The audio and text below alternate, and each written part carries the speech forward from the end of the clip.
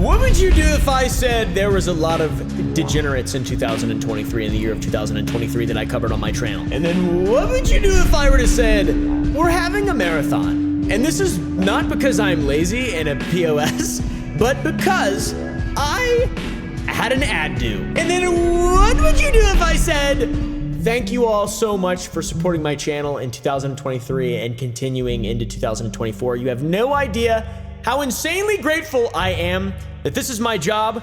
I want to announce crazy shit. I won't be able to announce it. Something's insane is coming. Okay, guys? And that's all I can make it. And it makes me a little busy for YouTube. A little busy for YouTube all the time. I'm not retiring YouTube, but tomorrow there'll be a normal video, okay? Today, not so much. Enjoy this advertisement and then 2 hours of content. Thank you to ZocDoc for sponsoring this video. Well, hi there, feller. Well, hi there. Being an adult has a lot of pros. You can eat as much candy as you want and no one will tell you not to. But when you've eaten a metric ton of candy in a week and you need to call a doctor, it shouldn't be a chore to find one. And then subsequently schedule an appointment with a healthcare professional. Today's sponsor, ZocDoc, will help you with that. ZocDoc is a free app and website where you can search and compare high quality in-network doctors. You can choose the right one for your needs and instantly book an appointment with a healthcare professional. From mental health to dental health, from eye care to skin care, and many much more. You can filter which doctors take your insurance. It's a pain in the ass. All this stuff, ZocDoc makes it really easy. Whoa! You can filter doctors who are nearby who take your insurance. You can see who's highly rated by verified patients. You can see their appointment openings, etc. You can choose a time that works for you. It makes it very simple. And you click to instantly book a visit. Plus, ZocDoc appointments can happen fast within 24 to 72 hours of booking. You can even sometimes get same-day appointments. Health is something that I take massively seriously, and in the event I need to visit a healthcare professional, I use ZocDoc. So does my parents. I have actually my dad. Both of them have used it. Go get a checkup, brothers and sisters. Go to ZocDoc/Oompaville. Support the channel. That's ZocDoc.com/Oompaville. Go get your health check. You've probably seen SSSniperWolf being talked about recently on YouTube a lot, mainly by Jack's Films.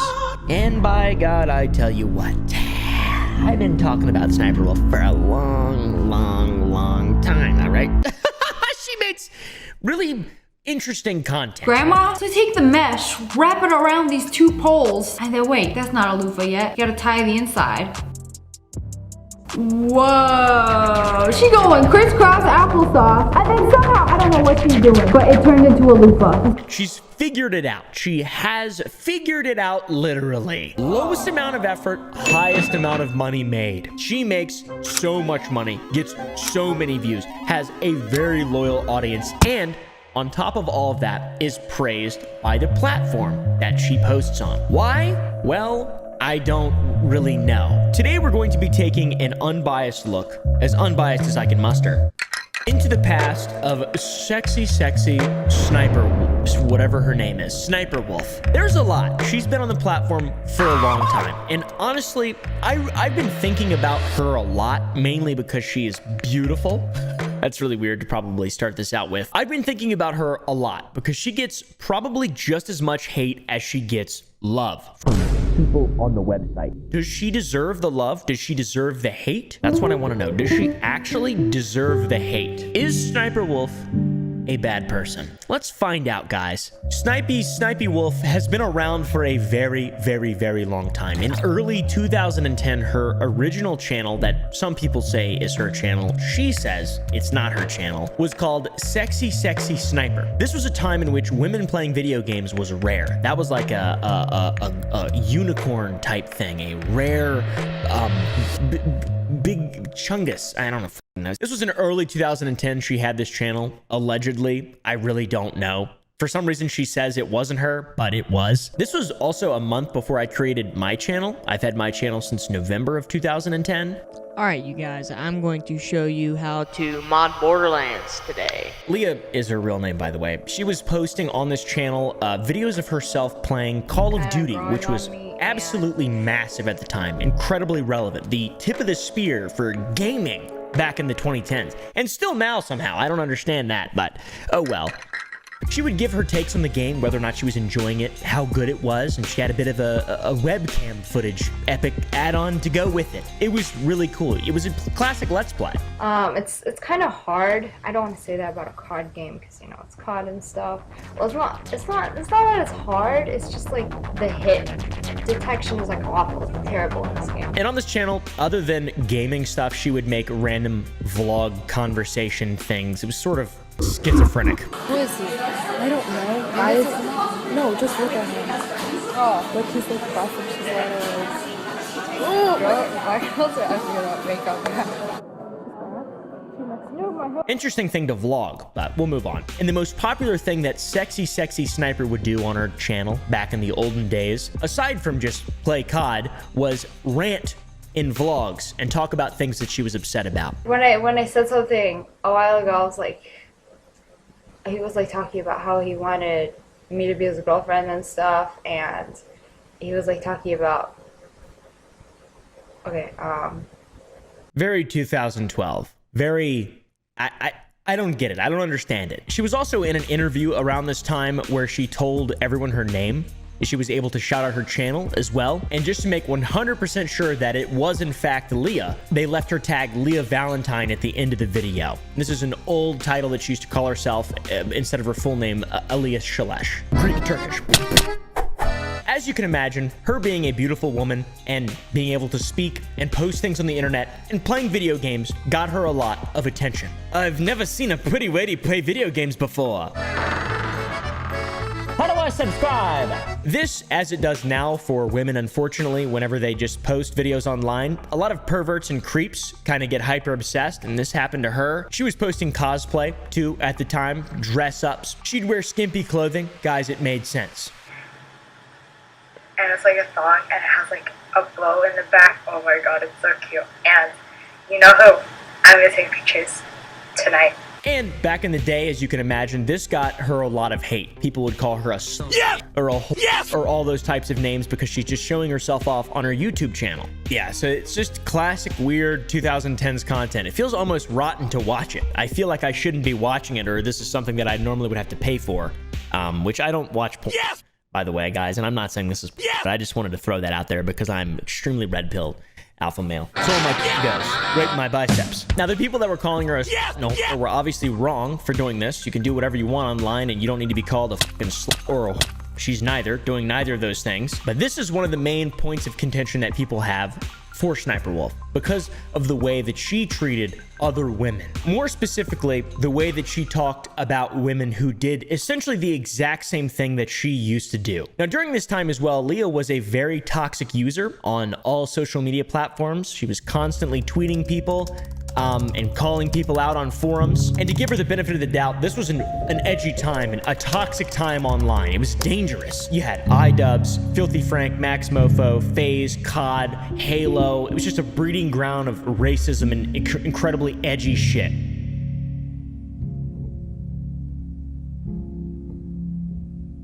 Before the dark times of the adpocalypse in 2017, Pray up, PewDiePie. Pretty much anything could go and did. And this is, by the way, years. This is pre-iDubbbz Filthy Frank. This is 2011, 2012. This is old. So here's her saying, lol, NGGGA, I get like 10 a day off YouTube. Broke ass. Now, I'm also not 100% sure if this is her, but Sexy Sniper does appear to be Leah. Okay, it does appear to be SniperWolf, and it makes sense why you would want to get rid of Sexy Sniper when you have all of this context, all of these terrible things, including the and shaming, which we will circle back to. In 2013, Leah changed her name from Sexy Sniper to SSSniperWolf. She kept on uploading Q&As, vlogs, random COD, gameplays, montages, kill streaks, all that awesome stuff. And the videos would do very well at the time especially. She garnered a fairly large audience. In around a year, she hit a 100,000 subscriber milestone on this channel. Sexy SniperWolf. Hey guys, what's up? So today is a super special video because I hit 100,000 subscribers today. And I just want to make this video to thank all Now, Sexy Sniper Wolf did a really good job of growing her channel. She did things like cause drama, get into drama, insert herself into drama. And that, if you didn't know, just makes channels absolutely explode because it makes people care about something that they otherwise wouldn't care about. It's what I do on my channel. And because I love hearing myself think. That's why I make videos. I love hearing my thoughts turn into words. Years went by and the content did incredibly well for Sexy Sniper Wolf, guys. Her sub count continued to grow. Her bank account grew as well. But people still tried to bring her down back in the day. In fact, back in the olden times, they accused her of faking gameplay. We'll talk more about that in a second. We are now at the point in which Sniper Wolf is recognized as a established creator. Her name is becoming more relevant. People are actually starting to care, okay? She's gaining a reputation. She's becoming this beautiful girl who's making pretty interesting content, entertaining stuff for the time especially, revealing her darkest secrets with her boyfriend Sausage. That's a gold video right there. Look at Sausage. What a fella. Now, as the result of reaching a point where you are an established creator on YouTube, there's a bunch of channels that will cover that sort of thing. There was a channel called Before They Were Famous that made a video on Sniper Wolf, and it brought up a lot of topics similar to what I'm bringing up now that Sexy Sniper Wolf wanted to stay buried, for sure. Really extremely buried. Look at this thumbnail. Wow, dude. This video is no longer available on YouTube, if you can imagine why, because it goes over some pretty randy stuff, guys, to be honest. I'm not sure how much of it we can put in our video because I don't want to get in trouble, and multiple people have been destroyed off of YouTube via copyright strikes from Leah. So it's happened before. I have a YouTube. It's Sexy Sniper. I have like gameplay and stuff, and I do vlogs. Did you do modeling? No. And while she was pumping out these turbo sexy videos, she was also working at Hollister folding clothes. So you can understand the girl wanted to get her life going and start making some dough. She's a bit of a tease, but I don't blame her. She's a bit of a tease, but I don't blame her. Dude, what are you doing? What are you doing, Michael McCrudden? This Before They Were Famous video by Michael McCrudden is taken off YouTube, but fortunately, we have basically the whole thing that Leah reacted to on her own channel.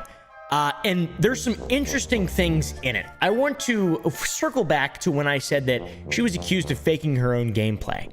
Now, this gets a little complicated, so strap in. In Sniper Wolf's reaction to the Before They Were Famous video, she conveniently leaves out the sexy sniper part and says she started off posting gameplay stuff.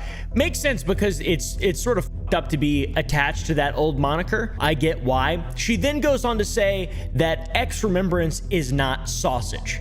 Who's that? Why do we care? Well, it's this guy I mentioned earlier with Sausage. This guy. Talk about buttered sausage. Talk about buttered sausage, where it comes from, what it does. That's X Remembrance. She says that's not X Remembrance. Before They Were Famous guy says that is. Who is it? Why is he trying to make it seem like Sausage is this X Remembrance guy? If you go on Twitter and search X Remembrance, it's this guy called Ricardo, and he was on MGO. Why is he trying to make it seem like Sausage is this guy? But we all know and love him today as Mr. Sausage. But it's not even him! How can you be so wrong in this video? Who the what is going on? Help. We'll start off on Sniper Wolf's side here and say that it's not Sausage, aka Evan. But coincidences, they're kind of well. This X Remembrance fellow was on Metal Gear Online at the same time she was, and he was fairly well known in the community, as was she. On a forum online, someone posted the real names attached to the online usernames of people who were in the MGO community. This included X Remembrance, with his real name being Evan. And we know that her ex-boyfriend now, Sausage, is named Evan because of this. Now, I don't want to say anything bad about this, but it's pretty awesome that my favorite YouTuber, Sniper Wolf, was arrested for armed robbery. That's fucking awesome. And I did some research into it, and it doesn't seem to be that big of a deal. But this is Evan, for sure. This is Sausage. And the dude named X Remembrance on MGO just happens to be named Evan as well. By the way, Sniper Wolf really doesn't try to hide this. She made a video that is deleted now about her robbery charge. She made it in 2013. Jail is terrible, guys. I know most of you probably haven't been there, but you guys do not want to go there. And they make it like that on purpose, especially in Arizona. Like, I've heard Arizona has the worst jail, so you don't commit a crime again. But in her video, she pretty much just explains the robbery in a way where it doesn't seem very bad at all. But armed robbery, I think you have to have a weapon. She doesn't ever really mention that. And she also doesn't mention what happened to Evan and why he was involved. So I don't know what the happened, and I don't think we ever will, and I couldn't find any information through you know, some digging. But yeah, we'll go back to X Remembrance here. Evan, we have some comments from X Remembrance's old YouTube channel that sort of adds more to the whole coincidence side of the story. This man's YouTube channel was called XREM1217. He showed highlights of his gameplays on the channel and talked about leaving the creator space to work on a new project. Check out this comment from 2012. I have plans for a partnership on a entirely different account. Chances are every single person subscribed to me will be subscribed to the other account without even realizing it's me. It's gonna be big. So he's involved, but no one's gonna know that it's him? Well, what does that mean? What does that even mean? What does that mean? Tell me! Well, he did tell us. He said, I've been going back to play Modern Warfare 3 all day for a MILF for a few days. A MILF? What, bro? What? A MILF? Who's the MILF? It's exactly what I said. Just like Leah with MGO, I was doing that with a MILF on Modern Warfare 3. Sup? This guy's a pimp. Dropping names? That's awesome. What MILF did he fake video gameplay for Modern Warfare 3? What the f? And he did it with a person named Leah as well? That's weird. So I don't really know if this is the MILF, but this is a person named Aura who he did this with. Except you get no cred. That doesn't bother me, because Leah gives you cred. The views subs are all I want, Willie. She doesn't give me cred evil. I think this might be the MILF.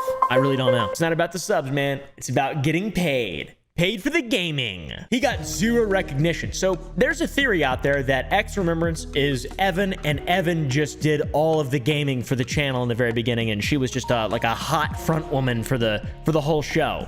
Makes sense. I would do the same thing. That's a genius business decision. And now to hit 100% on the coincidence mark, check this out. The exact gamer tag XREM1217 was last active on January 19th, 2013, the day that the Sniper Wolf channel was created. So he moved on to a new gamer tag, Sniper Wolf, or whatever the gamer PlayStation name or whatever. So does this mean she faked all her gameplay and is a total fraud? No, probably not.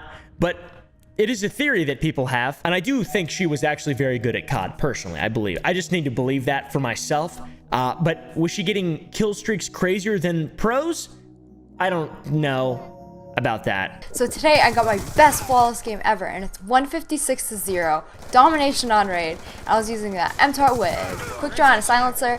I don't know. It's not good content, I gotta say. She really stepped her game up, to be honest. Sniper Wolf has not always been the kind person that she is now. She genuinely appears to be a good person in her videos. She just laughs, talks, kind of bubbly, seems kind of nice. I really don't know. Would you be surprised if you received a message from her that said this? Downy avatar looking 125 pounds is fat, you dumb pig. You suck more, you whore mother, so sit down, clown. You're such a dumb. You're mad because you're an insecure. I'm hot and I'm confident enough to say that. Boom, armed robbery right after. Leah kind of had a habit of being toxic and pointing out things that people would be sensitive about. Their nose, their weight, their faces. Sniper Wolf left a comment on your photo. You're disgusting as and you cake on makeup, I assume. One day I want to be just like you, a major. Then I recommend facial reconstructive surgery. You'll never get far with that butt. That one's pretty good.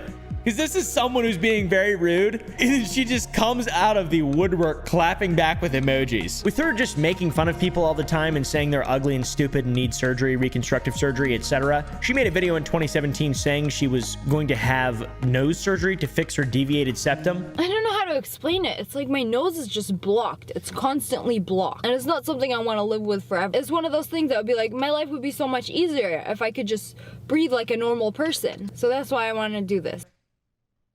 Classic. We have photos you can tell that she got a nose job. She got rid of the I think that's called a Roman nose. I really don't know. In my opinion, I think that's fucking beautiful. I think women with large noses are beautiful, and I don't think there's any reason to change your nose. But if it makes you feel better about yourself, then you just do it. Who cares? What the fuck? It doesn't even matter. Like, and also calling people ugly when they have a big nose, that's just dumb as fuck. There's even a picture of her getting a black eye from the surgery, which is awesome. And in Nerd City's video, he made it very clear that it's almost impossible to get a black eye from a septoplasty. It's very, very rare. Generally, there are no complications. He even consulted with one of his plastic surgery friends. Guy has plastic surgery friends. That's awesome.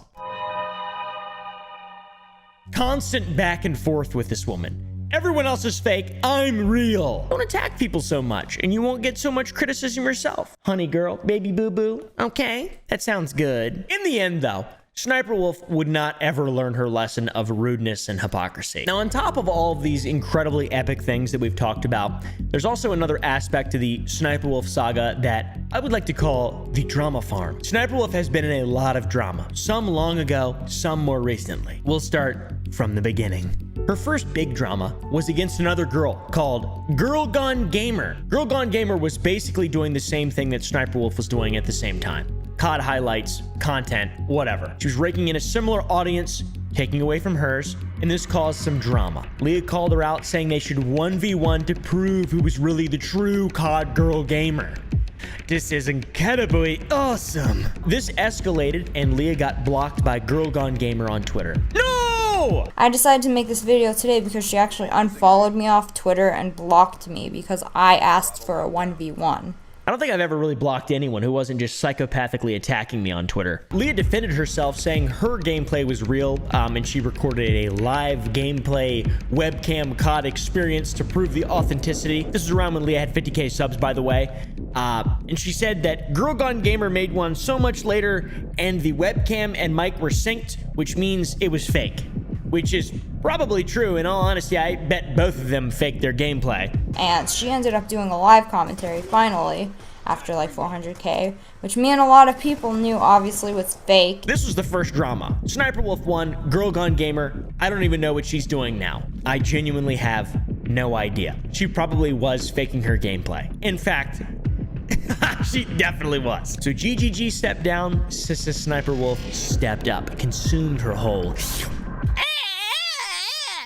It was incredible. And to this day, there has never been a response from Girl Gone Gamer. So we'll never know if it truly was faked, nor do we give a singular f. This was just the first drama. The next drama was with a person named Enigma Hood, aka SniperWolf's biggest hater. Enigma Hood was an incredibly small YouTube channel that decided to call out Leah way before the SniperWolf channel back during the Sexy Sniper era. Enigma Hood was a man that would talk about politics, drama, and some of these dramas were about Leah. In November of 2012, Enigma Hood created a video talking about Leah. He called her out for insulting her fans and leading them on. Just recently, she made a video that really annoyed me, that really pissed me off. This guy gives off very strong incel vibes, and I kind of like him, to be honest. This old boy, when he was making videos about SniperWolf, for his arguments, he used clips of Leah's videos in his video. It's fair use. It's still a thing. It was a thing. But this got under SniperWolf's skin, and she false flagged, DMCA'd his video. And Enigma Hood was not happy. He decided to go off on her on Twitter. He made a video about a racist tweet that she supposedly favorited that called him some terrible slurs. Troll who flags. This epic Chad. Is this guy like a meme guy or something? I've seen him around. You freaking Indian. How dare you disrespect you? I don't even know what that is. She liked it. She would then false DMCA that video again. And then Leah made a video about the big hater she had, Enigma Hood. I assume it was him. He said it was a nameless hater who wears a hood. Probably a Enigma Hood guy, random big hater. He pretty much wears nothing but a hoodie, puts a hood over his face, and makes vlogs crying about every little thing he doesn't like. And I know he may appear to be a middle-aged man, but don't let his looks fool you. He's still pretty much a confused, little, scared 13-year-old girl who just got her period and doesn't know what to do. He's not even really insulting her that much. He's being pretty genuine. It's not really hate if it's true and right. She says that he just uploaded her own video to his channel and insulted her over it, which, funnily enough, it was a sexy sniper video, and she denies that brand, so it's even funnier. Another coincidence, I suppose. She also then says that there's no proof that she's the one taking them down, which is pretty true, I guess, and re-uploads do exist of our favorite masked Hooded creator, whatever, I really don't know. He seems like a cool guy. Maybe a virgin, but a cool guy nonetheless. She also responded to Enigma Hood's racist allegations, and she says that he cried like a little girl and that she never favorited it. She said it wasn't her that favorited it, so it probably wasn't, right, guys? Some time went by, he went into irrelevancy. But this wasn't the end of SniperWolf tarnishing the Enigma Hood name. In 2016, on August 10th, Leah uploaded a video called My Biggest Hater. She talks about the previous drama she complained about before with Enigma, with him re-uploading her content and then her copyright claiming it. And by copyright claiming the video, she mentioned she was able to grab his real name, but that's odd because she said that she had no proof it was her copyright claiming the video, but now she has his name. So I guess it was her, though. I guess that's what we can, we don't have to trust her word, but we can like let her eventually tell the truth. Maybe now we trust her, though. Now we trust her. She then says she Googled his name and that he's a registered offender. And of course I Googled his name, and it turns out he is a registered offender. He's 30-something years old, lives with his parents still, makes YouTube videos with a hood on. Now you know what kind of person this guy is. She then talks about how people think she likes fat guys or would date an ugly person like Enigma Hood. Yet again, attacking someone's looks and not their character. First of all, people have this impression that I like fat guys, or I like guys that look like this ugly motherfucker. No. I like sausage because he's a sausage. Thankfully, another YouTuber was quick to search the sex offender registry and could not find a registry for Enigma Hood. But still, SniperWolf, someone with over 7 million subscribers at the time, was attacking a dude with 5K, absolutely flooding his channel with hate and anger, saying he's a registered offender. There's pretty much no other substance in the video aside from just calling Enigma Hood a piece of shit, which is a fair argument because a lot of his videos are racist as well. So in this video, I'm going to discuss Adam Chibot Goldman, aka Mr. Lengus's hatred of Arab people. Just two pieces of shit fighting each other, it seems like. But calling someone a sex offender with no substance or proof, that is a very, very, very low blow. And believe it or not, Enigma Hood filed a defamation lawsuit against SniperWolf, but it didn't actually end up ever going fully through all the different tests to get to trial. And since Enigma Hood couldn't prove these 3 tests, the case was dropped and her video continues to exist, has 3 million views on her channel. Pretty cool. And in 2020, Enigma Hood made a video talking about how he's still getting hate from the video of her calling him a sex offender. That is crazy to just call someone a sex offender and then just like get away with it, and still people think it's completely true. I mean, look at this guy. He still gets harassed. Look at him. A lot of downvotes. His whole public image was completely ruined just because he wears a hood and because some random woman in California thinks he's a registered sex offender. Enough Enigma Hood. Let's go to FaZe Clan. You know about FaZe Clan? You heard of them? I don't like them. Just kidding. I used to love them. This all happened during the new era of YouTube. We had Jake Paul, Team 10, Clout House, beef. This was truly the iDubbbz, Filthy Frank. There was a lot of drama and disputes in this era. I think she's dating his friend. Yeah, her roommate. She's just like, I'm gonna just f everybody to get a free room. Oh my god. This is why I hate girls.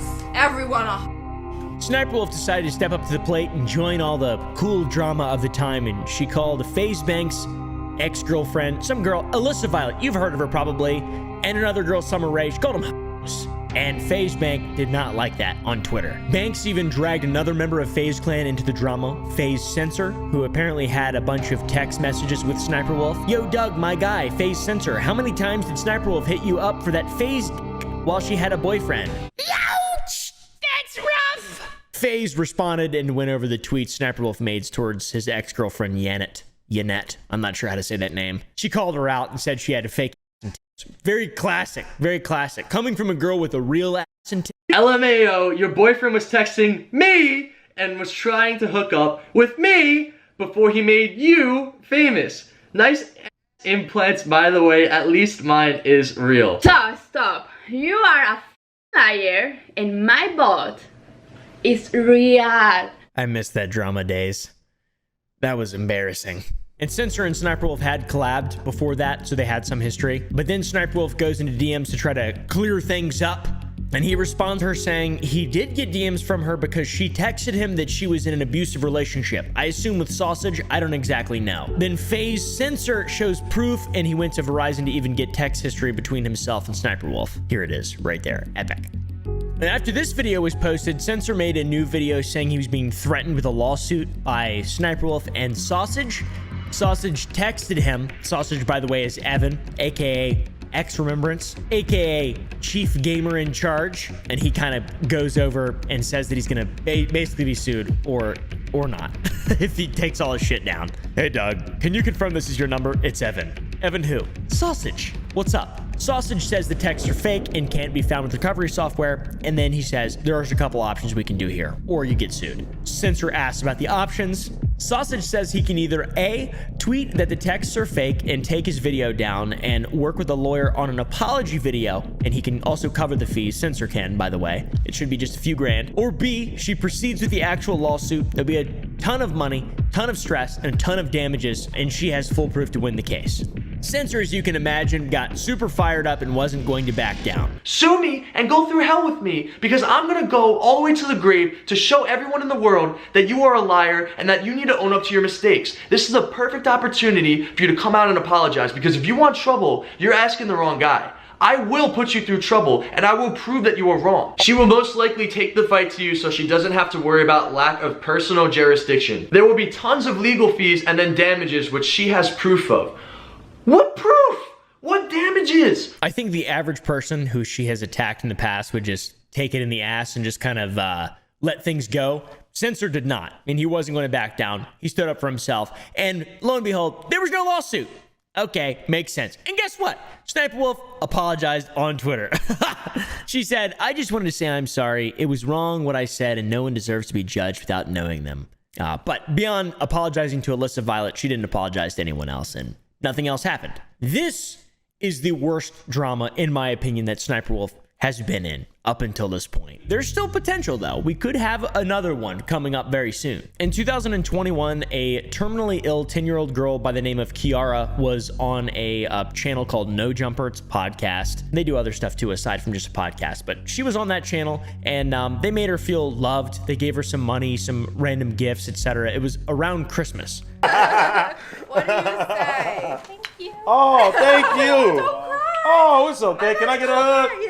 Oh, it's okay. When she was being interviewed by the people there, they asked her what her favorite person on TikTok was or who she followed, and she said her favorite YouTuber is SSniperWolf. Who's your favorite person you follow on TikTok? SSniperWolf. She's like a really big YouTuber. Who's your favorite? SSniperWolf. You don't know about her. We gotta show you. You gotta put me on. They laughed and joked about it, and then they let her know that they'd get in contact with her for her. And over the next couple days, a lot of stuff happened that, in my opinion, is quite heartbreaking. So SSniperWolf reaches out to the mom and says that she would love to send her a message. Here's the full texts.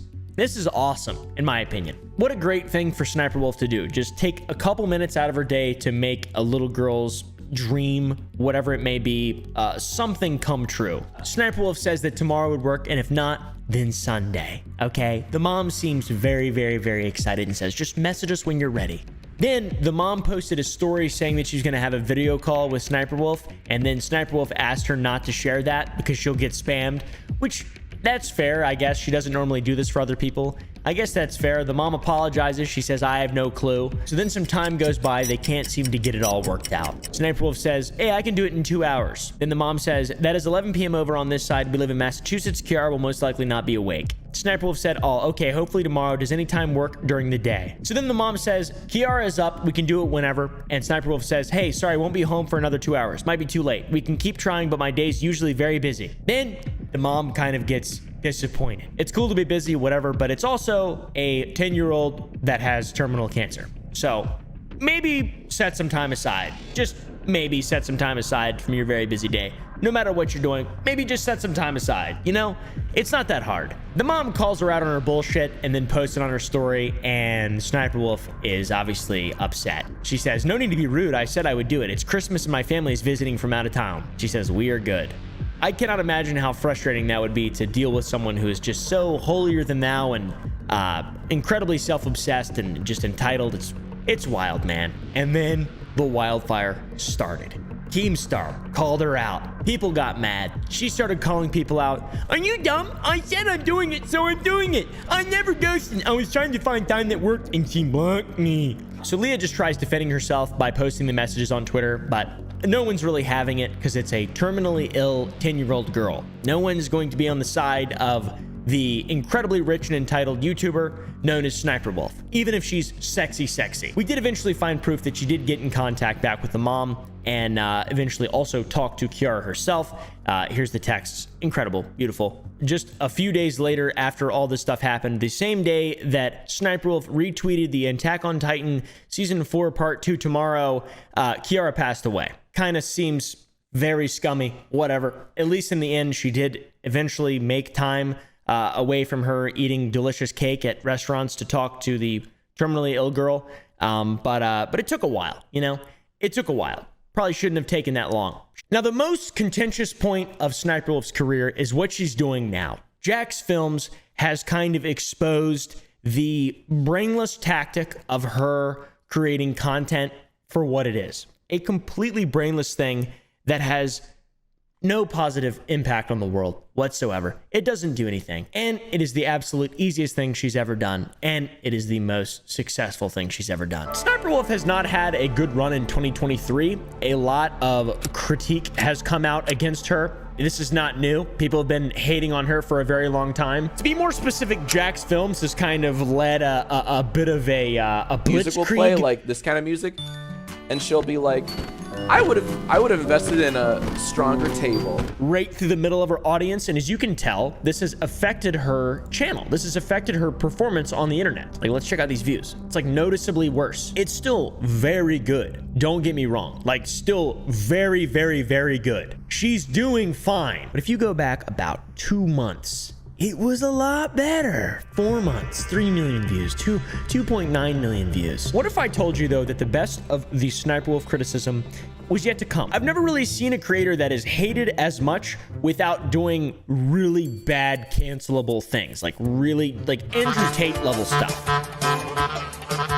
She just hated for being a bitch, really. I mean, like, that's the main thing. Imagine eating in an Uber and you do this.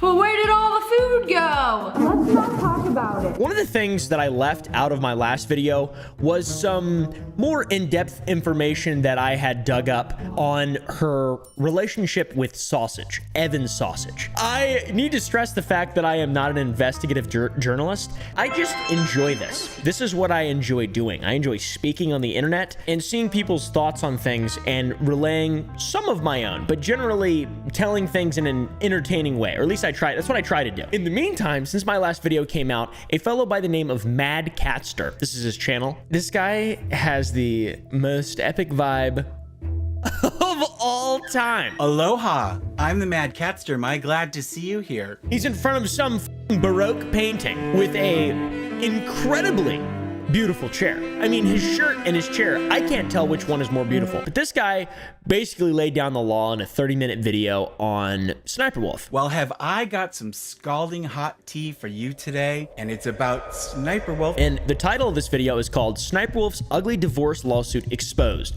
We faked it all. Now, a lot of people have been saying that this is true for a while now, that SSSniperWolf faked all of her gameplay, and this is a lot of what I talked about in my video from a week and a half ago. People have been hypothesizing the potential that Evan Sausage is the real mastermind behind all of this, and has been for a long time, and it seems like Evan Sausage says that is the truth as well. We'll get into it. This is f***ing crazy, by the way. I cannot believe the Mad Catster's video doesn't have more views. He was nice enough to email me and give me all the information. And I cannot also stress enough, go subscribe to Mad Catster. This dude, I'm trying to signal boost his story. His content deserves more views, quite frankly. You know me. I've got the deets. I've got all the receipts. So buckle up and let's go. And we did a little bit of digging into this for the first video, but in reality, a lot of this is completely new and we couldn't find everything. SSSniperWolf and her long-term partner, Evan Sausage, have been through some ups and downs together in their relationship that has been pretty well documented on the internet. They're not super public, but people know about them. Like, it's a known thing. The two were arrested back in 2013 for an alleged armed robbery. It was apparently a misunderstanding between them and an undercover cop who thought they had been shoplifting, and there was no real... That's her story or their story, whatever. They were also arrested in 2016. neighbors were called for a domestic dispute, some kind of disorderly conduct, fighting. I don't really know. She looks much better. What a glow up. The point of bringing up these arrests that have been beaten to death on YouTube is to kind of underpin their long-standing history of stability and the stable foundation of their relationship. That's the point I'm making here. These people clearly love each other. And now it appears that they are going through a divorce. And by God, this could be the event that caused the Roman Empire to collapse. The Roman Empire being SSSniperWolf's channel, her YouTube channel. The invasion of the Germanic tribes is Jack's films, it seems like. They apparently broke up back in June, and now the drama is really getting wild. I mean, look, she even tweeted it. Well, after 9 years, things didn't work out.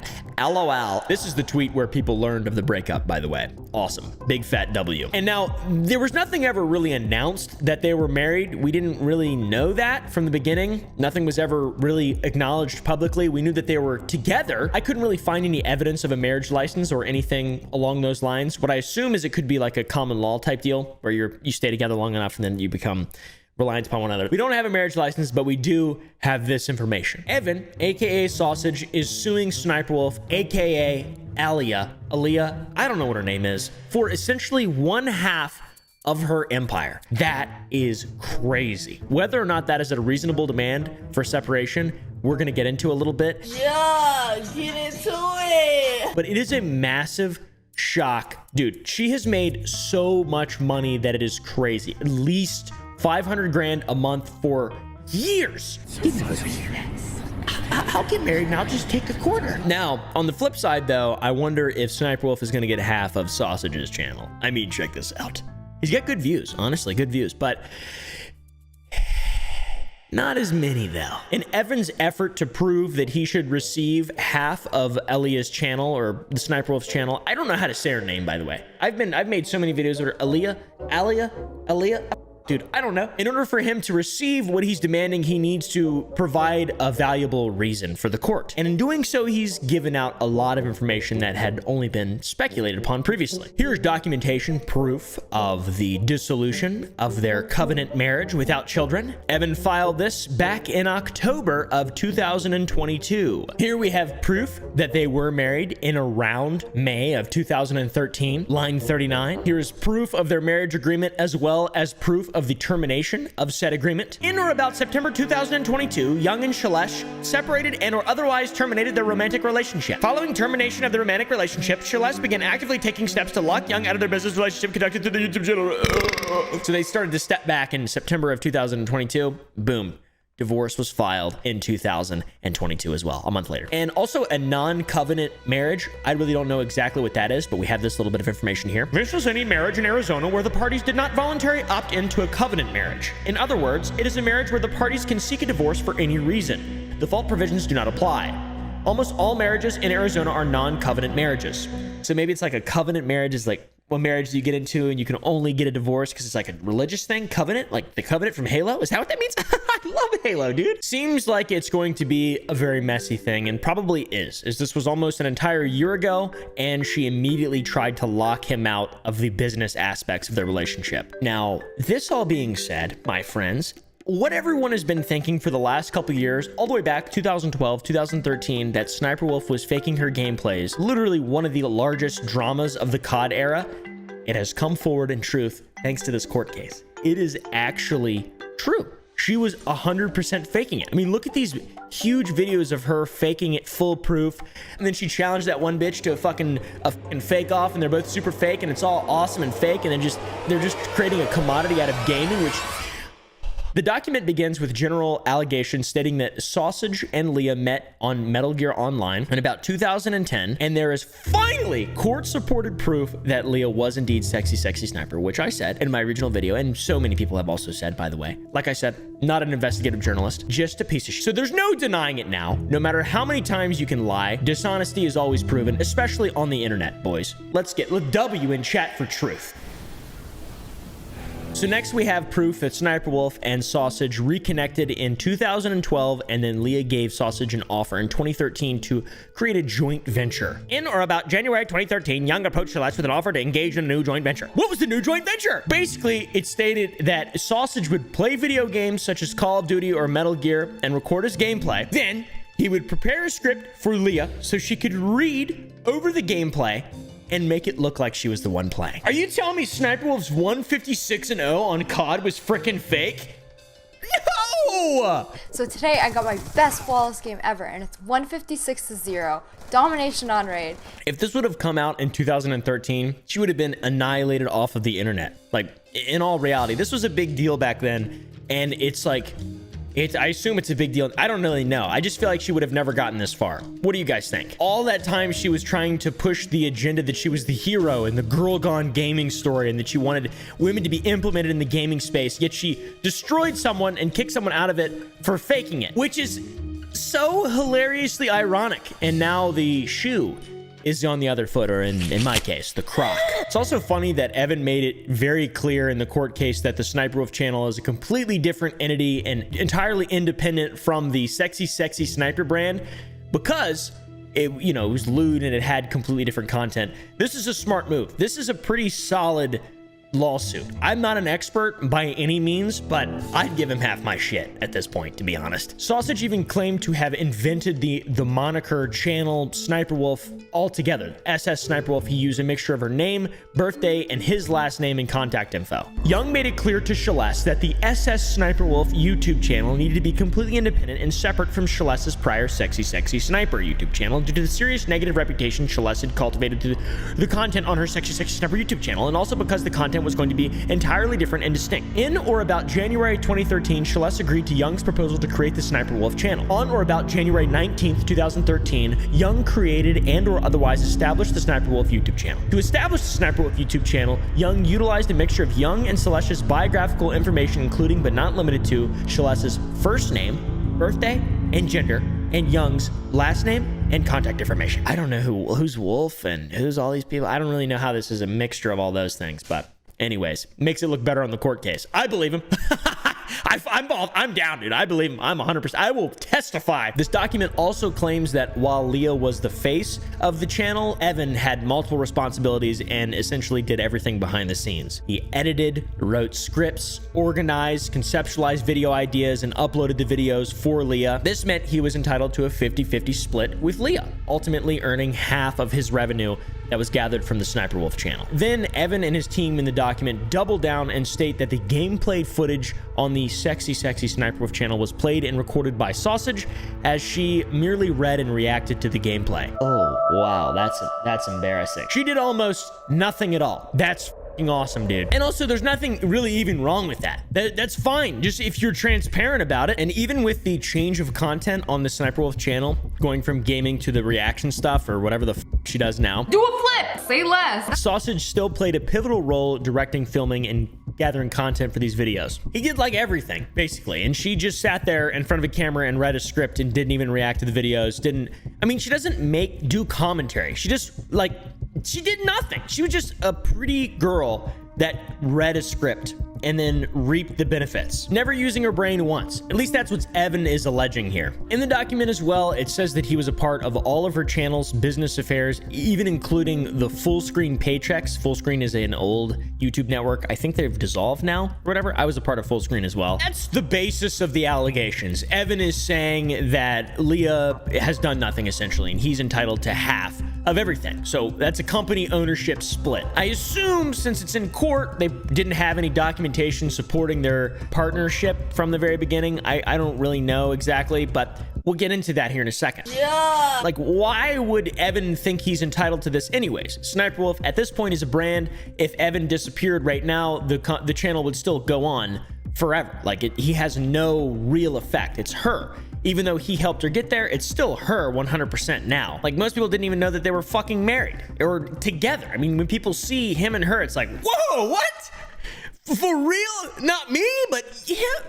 That's just what I think. That's not, I'm just kidding, by the way. I like to make that, it's really stupid. I try to make jokes and most people don't understand them. They think I'm being serious. I'm sorry.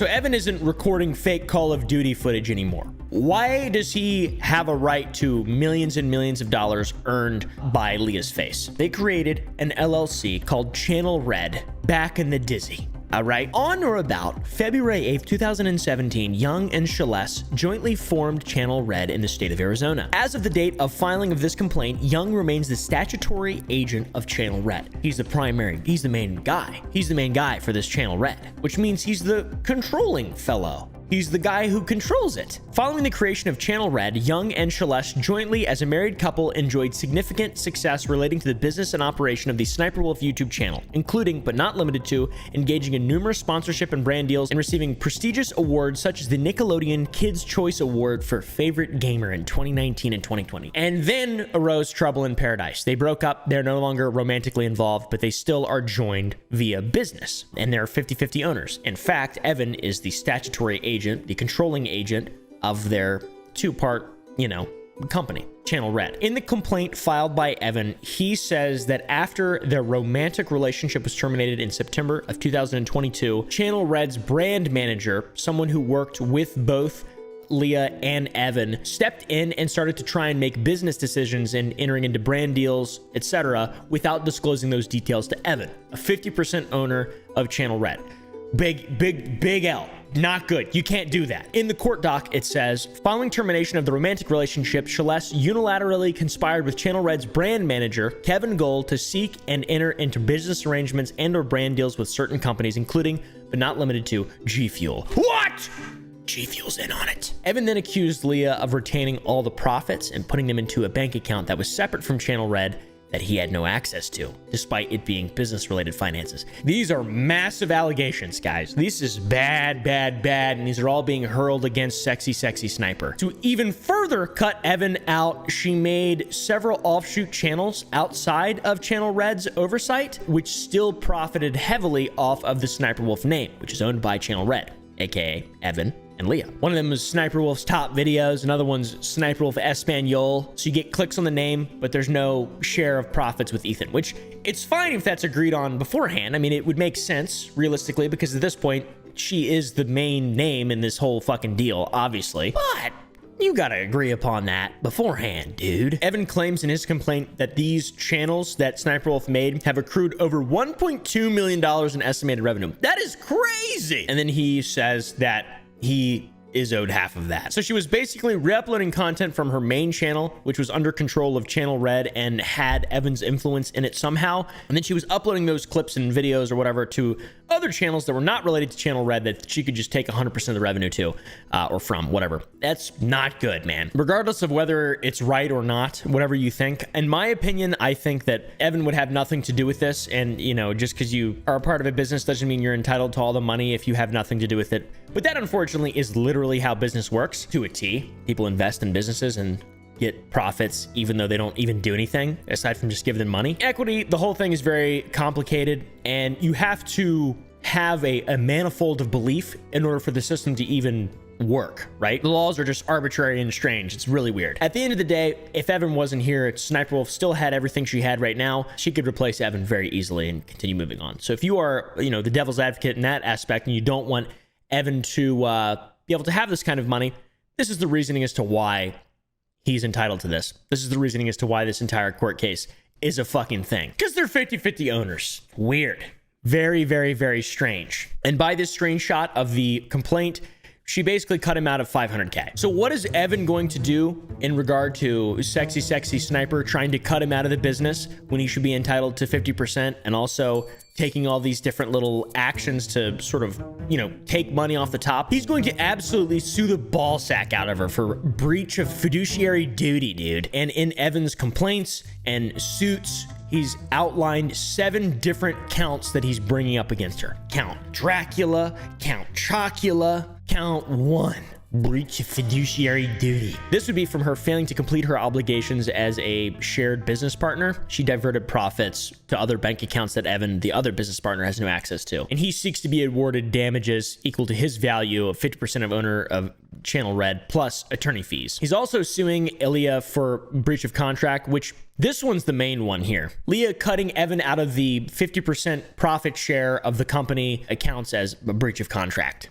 channel red. Whoop, whoop, whoop, whoop. Plus, they have a breach of implied covenant of good faith and fair dealing, whatever the fuck that is. It's like some crazy thing about operating as a business partner in good faith and not being shady and not being very cash money, or just being a dick, being a real jerk, or I guess. When you go into business with someone, it's an implied understanding that what's good for one of you should be good for both of you, and anyone who is a part of that business should behave in a way that is beneficial to the business that has been entered into. It just makes logical sense. You can't join something and then make it fail on purpose. There's a bit of a trend here. You guys can see it. Evan was mad that he was cut out by Sexy Sniper, even though he did basically all the work from the beginning. Maybe not now, as she's sort of the face of the brand. It's eclipsed his influence and importance at this point. Maybe even it has for a couple of years now, but he still has a right to do all this. And I think it's a big fat W, man. I hope he gets it. I really do. I hope he gets it. I'm all for him. Put me in the jury. I will absolutely be biased. Leo wants to keep all the money, which is just greed, and Evan at least wants a share of it. He doesn't want to keep all of it, which is fair. I mean, at the end of the day, both of them are probably not the greatest people in the entire world, but for sure, we can see who the not good one is. Who the bad one is. It's insane to me that this is all on a complaint which stemmed from a lover's quarrel, and Evan has now exposed SniperWolf for everything that people have been accusing her of being for years. She ruined a lady's career, Girl Gone Gamer, by moral grandstanding and accusing her of faking gameplay, and the entire time she was doing the exact same thing, according to Evan's lawsuit. Hey, have you ever been scrolling through TikTok and then stumbled upon this guy? This blonde hair bad boy that looks like Simon Pegg is known as Paul Breach. If you haven't heard of him, strap in, because this gets crazy. Everyone knows it's on my bubba. It's on my boo boo boo boo. It's on my bubba. Ginger guy, British, has his sex appeal stat maxed out. He posts thirst trap videos to TikTok that are more like drought trap videos because they leave me drier than a Popeye's biscuit. He is so cringy that it is unbelievable. In fact, when I scroll through TikTok, I often find myself at the precipice of the maw of maximum cringe. Some demonic creature is sucking me in, making me watch them do something insane. This guy is on another level. If you haven't seen Paul Breach, then count yourself amongst the lucky few that remain, because this guy has infected everyone's timeline, everyone's For You page, everyone has seen him basically, and he has become steeped in controversy, like a big ginger tea bag. He's been deep fried in drama, and he could even be a wolf in sheep's clothing, or a wolf in vaguely Simon Pegg-esque clothing. So who is Paul Breach? He's your traditional Brit, alright? People say that he has teeth like an anglerfish. I don't say that, that's just some comments that I read on TikTok. And he has a head shaped like a tortilla. I don't say that, that's just comments that I read on TikTok. Are those things true though? Yeah. I would say that he looks like Walmart Simon Pegg though. That's accurate. You have to agree. I mean, look at this. It's crazy. He's just like any other guy who peaked in high school and explicitly only shops at Forever 21. He's a how do you do fellow kids type character. How do you do, fellow kids? He's always dressed in the same clothes, typical teenager type fits, hoodie, tight pants, very tight pants. My guy has a lock on tight pants, that's for sure. He dances around and interacts on TikTok exactly like children do. It's very strange, especially when he's a man in his 40s, by the way. Sometimes I get told off for being a big, massive child, or be patronising, or be condescending. But it seems that on this app, I am talking to quite a few f***ing children. He's had an interesting history on the internet, specifically TikTok up until this point, and now he's got attention on him. And with attention comes prying eyes. And with prying eyes, if you're not squeaky clean, like someone who's never done anything wrong, then you're going to get controversy. So what kind of controversy has our friend Paul Breach been entrenched in recently? The same kind that a Minecraft YouTuber would typically find themselves entrenched in. So you might be asking now, how did this guy blow up? From what I've seen so far, it doesn't even look that special. He just looks like your average British character. Well, he loves dancing. It's so bad. He loves dancing in the bathroom, too. Oh, there's a plane crash in Tanzania. God, blimey. Into the lake. Our old pal Paul blew up from a video in which he was dancing in a bathroom to a song about green grass. Our old buddy Paul here got his first taste of fame, and then he said, let's take this to the next level. And then he danced to the same song in a field of grass the next time. Who's watching that? Who's watching that video? You? Did you watch it? Unsubscribe from my channel. Also, he went viral last month for posting a soccer song. Before the Euros, there was a footballer that nobody knows. Now it's the World Cup. And he scores his goal. His name was Jack. It's about this guy named Jack Grealish? Jack Grealish. He could break me and I wouldn't say no. So maybe Paul wants to be bred by Jack. Personally, I don't see an issue with this because Jack is a handsome guy, and being gay is not a crime. Right, homies? Exactly. This is the video that really blew his account up, though. 300,000 followers in 30 days. That is no small number. That's a lot. That's like stardom, basically. That's stardom. That is incredible. Needless to say, though, all of these adoring fans that Paul has gathered didn't seem to like him all that much, and they started trolling the shit out of him. Trolling him so damn much that he turned off comments to all of his videos and also his lives. He's just talking to no one. I think the words she He's used just were, talking to no one, and "Yes, people are I still am." giving him money for some reason. Yes, we. I didn't do nothing. I've been nowhere. But he just has comments. He doesn't want it. He doesn't want it. And why not, though? I feel like he would want to leave comments on for a video like this. Yeah, bitch, I could be a fantasy. I could tell you got big, deep energy.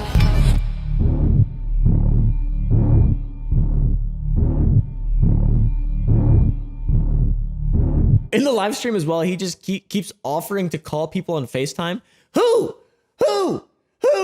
Oh, you mean your top supporters? Pedo Paul, Taylor Gilvier, and Lewis? Which one are you gonna FaceTime? Pedo Paul? No one can send messages. No one can chat, bro. What are you talking about? Yeah. This is an important piece of the story, though, the whole offering to FaceTime people. This guy loves interacting with fans and people in his audience without first verifying their age. This is essential in putting together the full piece of the picture as to why Paul is weird and a bit of a nonce, some people say. Also, just my own personal idea here, how is he getting so many likes and so many views on his live streams? Isn't the whole point of social media engagement? And on top of just engagement being the driving force for performance on YouTube and every other social media platform that exists, check this out. In 22 seconds, Paul gets 18,000 likes from 2,000 people watching. So this is super suspicious, obviously, because it just doesn't seem like it's possible. The math just doesn't seem to add up. But TikTok is a platform that you can repeatedly like a video and, you know, but how would people, it's just swiping, tap, it's too short of a time. As you can imagine, there's a ton of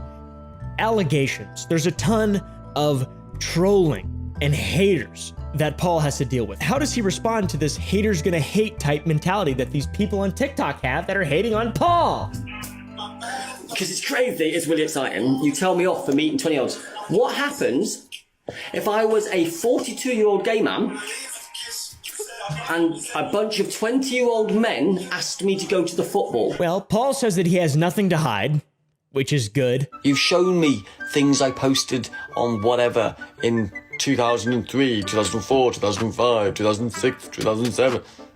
I don't change. I'm still the guy. Which makes sense because someone who doesn't have anything to hide would probably turn their comments off and completely have a media blackout on all of his videos and content and just accept money and that's it. But Paul's a man with attitude, so it makes sense. He acts like he is the metaphorical shit in his videos, as you can tell by the ones we've showed you here. But I fucking love me. And he doesn't really seem to respond that well to criticism. He's angry because people don't want him to message underage girls. I told be yourself. Be yourself. I am being myself. And he's like, no, I'm not happy with that version. One live, if I turn the comments on, oh, he's being mean. Oh, I like you, you're funny. Oh, no, it's that. Oh, it's this.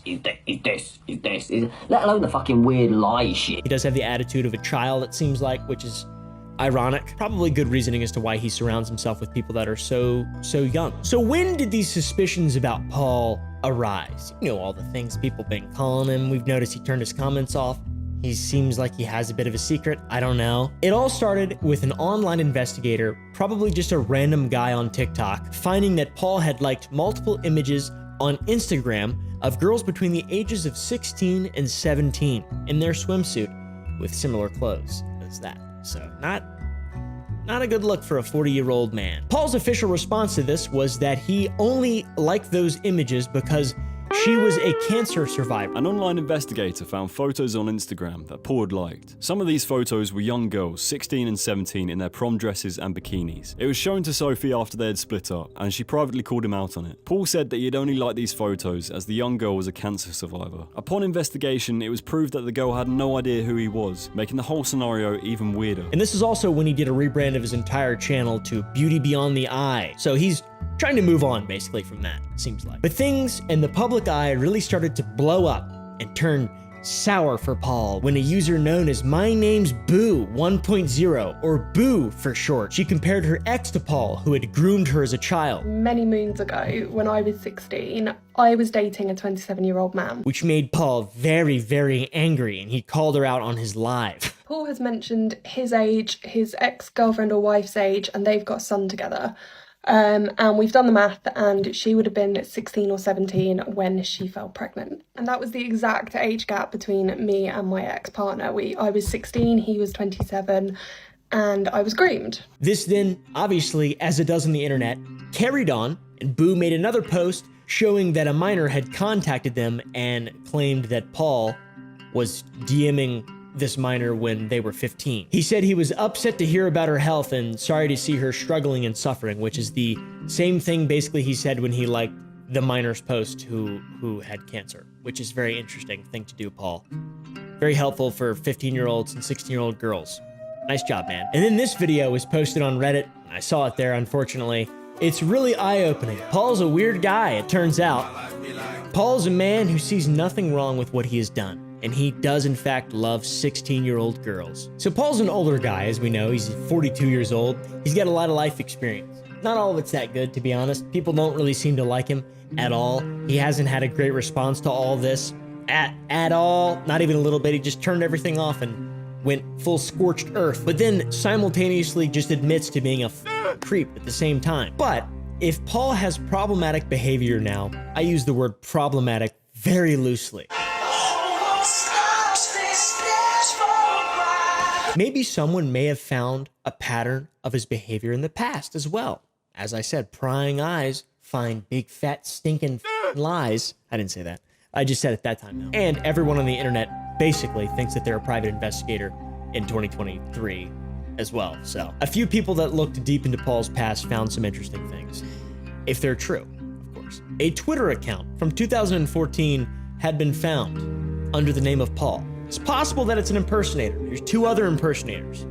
These are very obviously fake. It's an old PFP of him with his son, it looks like, who's maybe 4 or 5 years old. Doesn't matter. But by the estimation, you could say he had a kid around that time, 2010, let's say, 4 years before the account was created. Kids about that age, who knows? Maybe he's 29, 30 years old. Now, these pseudo-sleuths did some further investigating, and in some TikTok videos claimed to have found his Facebook account. And by finding this, they claim to have deduced that he impregnated a 17-year-old girl when he was 27 years old. And now that was in the United Kingdom. The age of consent is 16 there, and it's 18 in the United States. So that seems weird here, but maybe that's normal in the United Kingdom. We did absolutely destroy you guys in 1776, and I think we left things like that in the past. So, you know, while not technically illegal, it is definitely fucking weird because that is still a minor. And I think he probably knows that it's really, really, really bizarre because he's been questioned recently and he doesn't really confirm or deny it. Did you get a 17-year-old pregnant? Did I get who pregnant? A 17-year-old pregnant. I thought I got a 15, 16, 20, 19, 18, 14, 10. Right. Do you have a baby mum? No, I'm not talking about anybody in my family at all. And it's kind of hilarious. This guy truly peaked in high school. It's dope. Or, sorry, third primary ball school or whatever it's called. Whatever the UK calls it. I don't even know, dude. Who cares? Now, as a result of all this crazy stuff that we've learned about Paul, many people have tried to get him removed from the internet. I'm not trying to do that because I like to watch things unfold. As an example, the EDP situation. Very entertaining. I want to see things go and I hope that there's no victims. All right. Hopefully no one gets swindled. Hopefully no one gets hurt, etc. People really want this guy to get the f off the internet. There's petitions. There's an Etsy page for selling Christmas cards that just bust his balls. How weird is that? That doesn't even make any sense. But who do we really feel bad for here? Paul? Do we feel bad for Paul? I don't know. He's done a lot of really weird stuff, guys. I don't want to say he should go to jail or anything like that, but from what we know so far, he's done some really bizarre shit. But that also is not all that he's done. There's actually another little funny thing that he admitted to in a TikTok video live stream. He would act inappropriately to people under his care in homes. I will hug a resident, and I will side kiss a resident if they need that love and support. Which is kind of not really what you're supposed to do, I don't think. This made a lot of people mad too, as you could probably imagine. And then he clarified and made a video backtracking where he says it was just a side kiss, not a kiss on the cheek. A side kiss, it's just not romantic hugs, it's just hugs. It's a bizarre thing to say. You have to have very little self-awareness to say something so absurd that you need to backtrack so instantly without it being a joke or anything tongue-in-cheek or facetious. It's just creepy. It just comes across as weird. So, is Paul a dangerous man? I don't know. Does he need to be under supervision constantly? Probably. Thankfully, we can do that, kind of. That's like the reason I made this video is because he's been under constant user supervision. It's really entertaining. He's chronically on lives, and he's pretending to be 20 years younger than he actually is, which is sad, and believes in a dating pool that's the same group, which is bizarre as well. And he dresses like a dork. He goes into clubs designated for teenagers. One can only cringe when watching his content. And from the looks of it, he's not stopping anytime soon, guys. Paul breach, a breach of child safety. Little news update. While this video was being recorded, our friend Paul was deleted from TikTok permanently.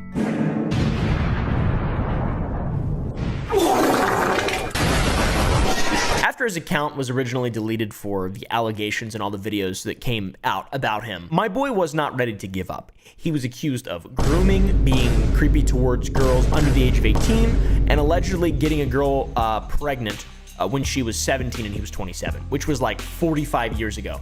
Because no one knows how old Paul Breach is. It's all lies. It is weird that you can't find his real age. The most information you can find is that people say that he died at the age of 43. Super creepy stuff, not illegal, mind you, but it doesn't matter. You can still be creepy and weird and unethical and morally wrong and still be well within the lines of the laws. Look at every politician ever.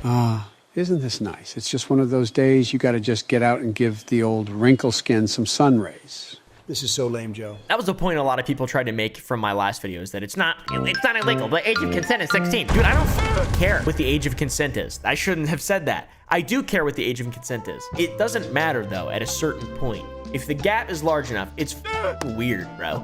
It's weird, it's really creepy, and it's really weird. If you, like, rewind someone's life to the point where they were at the age of consent and the other person in the relationship doesn't actually exist in that rewind, that's too much, I feel like. Like, if they're not even real. Yeah, illegal, whatever. I'm not the police or a Fed. TikTok thought enough red flags were raised to delete his original account, okay? And violated TOS, whatever he did. His original account is gone. Paul himself blames the deletion on a TikTok creator, Boo, who made a bunch of content about him being a groomer, which is fair, I guess. Paul Breach guy who is all over everyone's FYP, Snapchat eye, BTB on the eye. This is not a new thing. The dude's been around doing weird shit for a long time. So what's Paul been up to? Why is there an update video? Well, he's back. All right, guys, he's back, and he's weirder than ever. A lot of crazy stuff has happened. The magnifying glass of the internet has come down upon this man's life because of the nature of his content and the nature of all the accusations and allegations around him. And a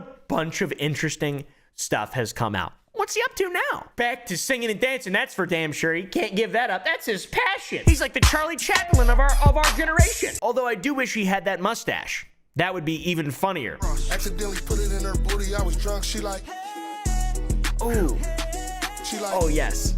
That's pretty funny. He is so orange.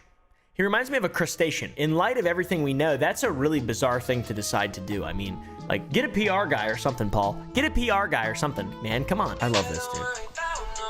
He looks like he's always trying to do multiple things at once. Last time we checked on Paul too, he was no longer on Cameo. He had all of his stuff disabled and wasn't taking orders, but now he's back. He's got a lot of positive ratings too. It's pretty crazy. I guess they just don't let good ones. I don't know. Should I buy one of these? You can message him. You can get groomed for $4. I'm the guy that says hi at the end of messages so the conversation never ends. I can do personalised messages for you, for your loved ones, for your friends, for your family. Until that way, we are never, ever, ever doing that again. Dude is literally made famous by allegations and is like capitalizing heavily off of it. Somehow he still has an audience. It's crazy. I'm gonna buy one from him for sure. I need a pep talk, man. I just got scammed recently. I was scammed. I need motivation to continue pursuing my dreams. I have been trying to start a business with a friend for a long time and I was scammed. Now the feds are involved and I am trying to find the will to continue.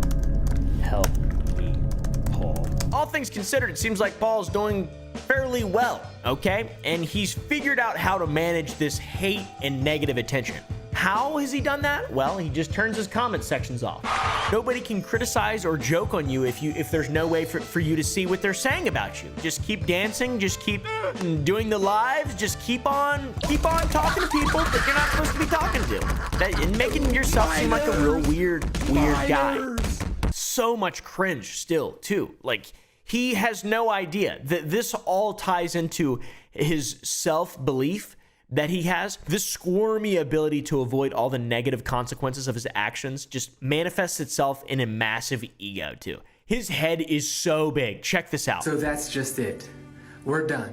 It's over. She said she doesn't like He's you funny. anymore. This is funny here. She said this she is likes comedy. someone else. Tell me who so I can break their jaw. Derek, I think No, tell me who so I can beat the living shit out of Derek, I don't think that tell me who so I can whip I mean, his head, look at it's gotten to him, guys. The dude thinks very highly of himself. You can tell by these crazy, wacky dancing videos. Here's him with the to be honest, glamour filter. 100%, apart from maybe the lips, the eyes, the hair, just maybe all of it. But you know, I won't tell if you don't tell. I'm going to be told off and moaned at for enticing people now, aren't I? But, yeah. Hey, maybe we'll book him for that surgery. I think, He looks really bad. Yeah. Hi. He says hi at the end of all of his sentences, so the conversation never ends. All right, Garth Brooks, what is wrong with you? I will say he is hot, though. He was pretty hot in that video, right, guys? No! Let's get a round of applause for Paul Breach. What a hot bitch! Apparently Paul's got a partner now as well, and he's with someone. I don't even know. He cuts them off, and like you can't. Let's just check it. Little TikTok collab. This is a 45-year-old man, Brent Rivera. Home, Alabama.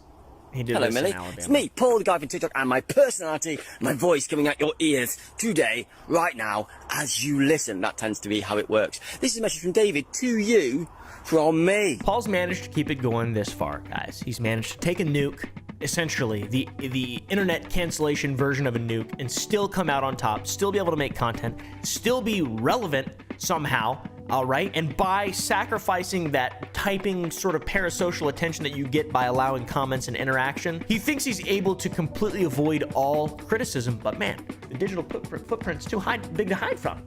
Paul, you can't escape it.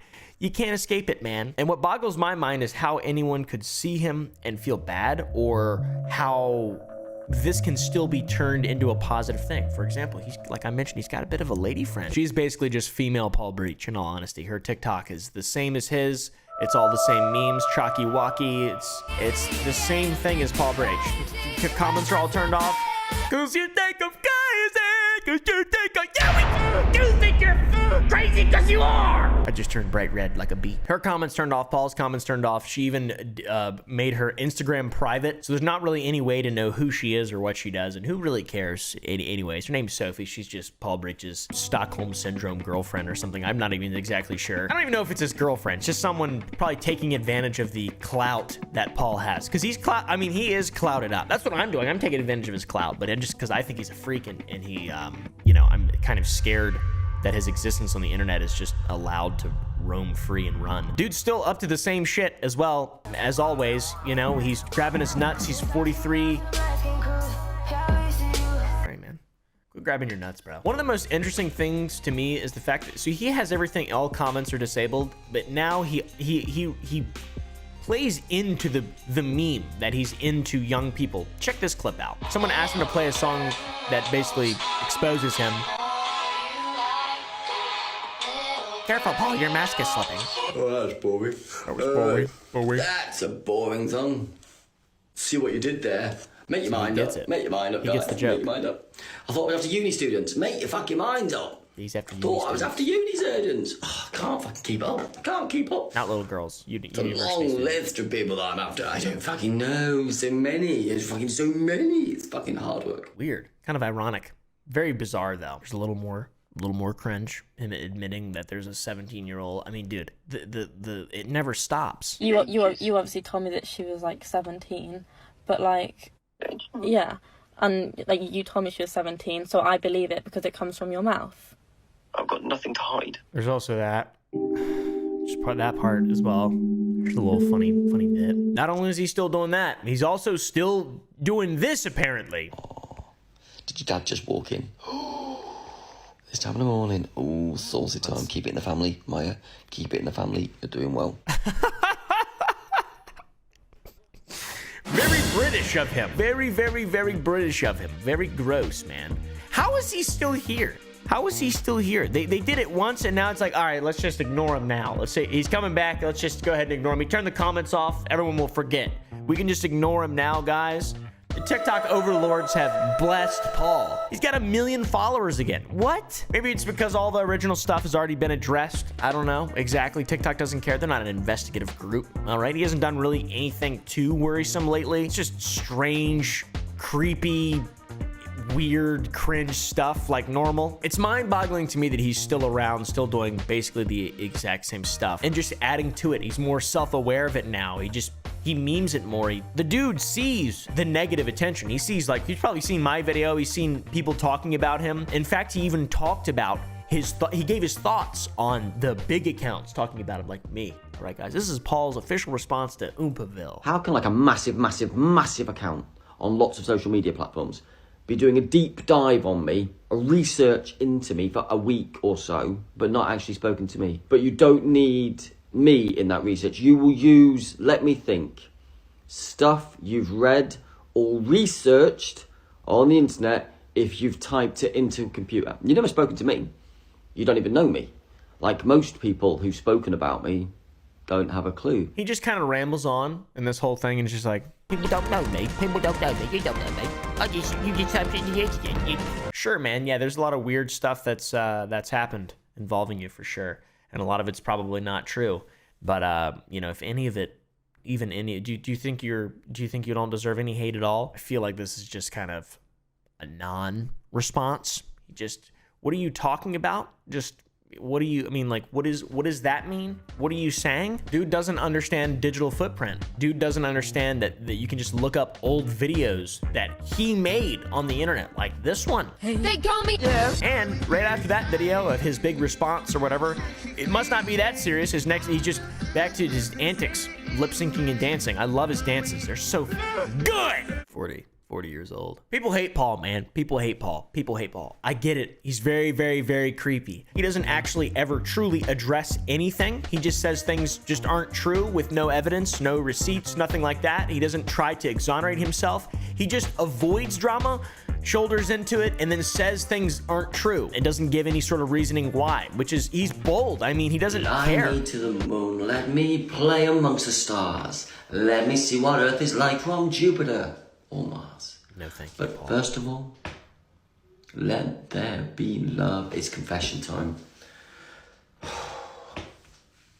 going to answer the accusations. Here we go. Yes, I do put Rolos in the fridge. I think he's a comedian. What do you guys think? Anyways, what's my opinion? I think Paul's a fool. I think he's an old man. He's really creepy. And I think he'll die a meme that was just known to talk to children on the internet who had, you know, somehow self-awareness and simultaneously no self-awareness at all. He brought nothing positive to the world. He danced, he cried, he laughed, and had a really, really, really good time. The end. EDP is dying. Okay, that's the whole title of this video. He's dying, his health is in decline, which makes sense. Doesn't seem like a guy that's taking care of himself that effectively, to be honest. And with his circumstances, it wouldn't be far-fetched to assume that maybe he's turned to the bottle, you know, drinking the old booze or whatever people call it. I don't know, I don't drink. He's fallen on hard times. Kind of feel bad for him. Just kidding.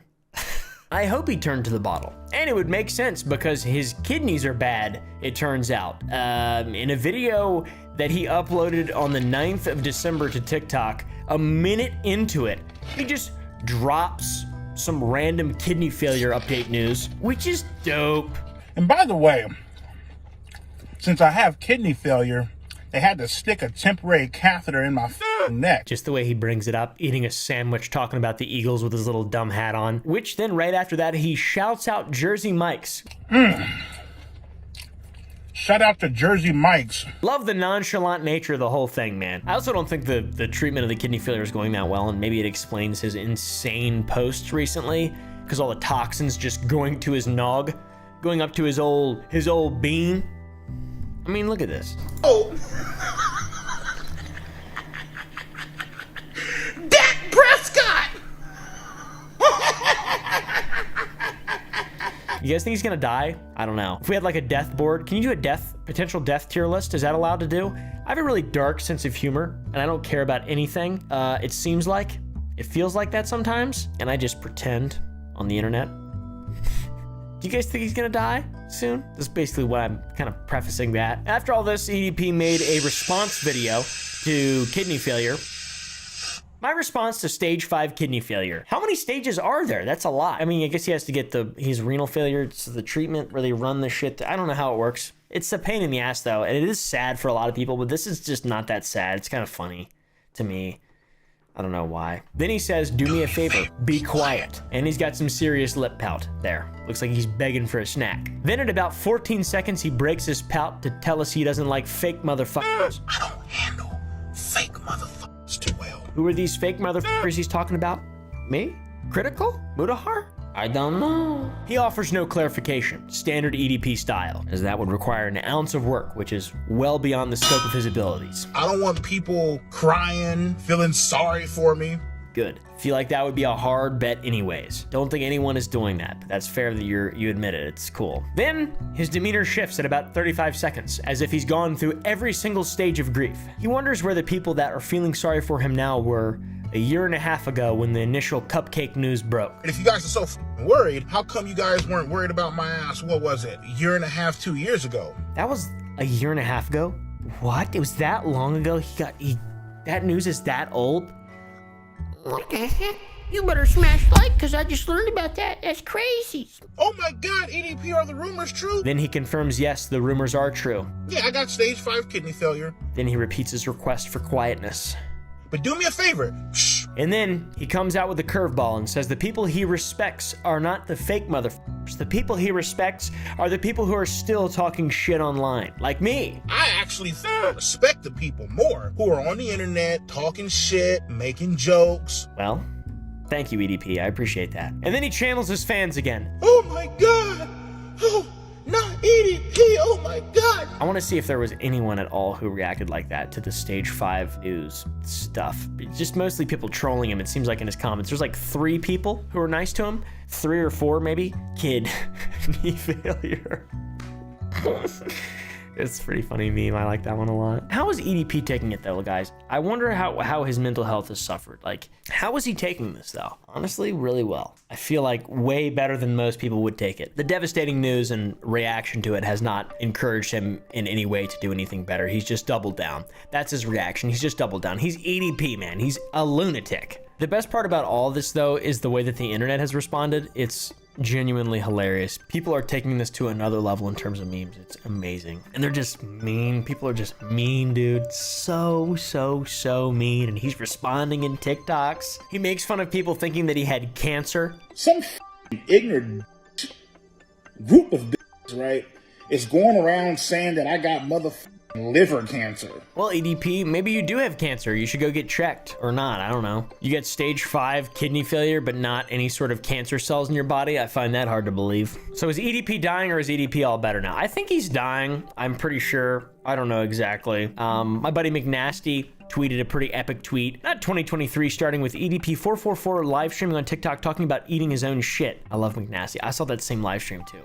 He just blows up. People just, I don't understand why he can just keep getting away with it. You're bringing this on yourself. This is all your own fault. Every negative thing that's happened to you from the point in which you got caught by those goofballs till now, all your fault. Literally all of it. Every moment of it. Completely your fault. Oh man, he's back, guys, like a damn cockroach. He never leaves. He's like a New York City rat. He just released a video called "We Must Protect Our Kids," which is hilariously ironic because less than 2 years ago, that man got caught trying to eat a cupcake, and by that I mean a minor. We gotta protect our youth. We gotta protect our kids and our goddaughters and our nephews and our nieces and our cousins from weird ass freak motherfuckers like this. You feel me? What are you talking about? You are literally a pedophile. I got nothing against gays. I got nothing against transgenders. You want to chop your off, split that down the middle like a pop, and turn that motherfucker into a plastic surgery, you go right the head. He also references how Mr. Beast and Chris Beast went to the Kids' Choice Awards, and they were all there, and Chris was present, and he had an issue with it. There's a picture of the event. Looks like they had a good, fun time. I mean, I don't really think this is the worst influence on kids to be. I mean, Mr. Beast alone is probably not a good influence on children. You probably shouldn't let your children watch Mr. Beast, just for one, or anything else on the internet, or any sort of form of entertainment. You should leave your kids in cages. No, I'm just kidding. That's not true. But this is very low on the list of worries.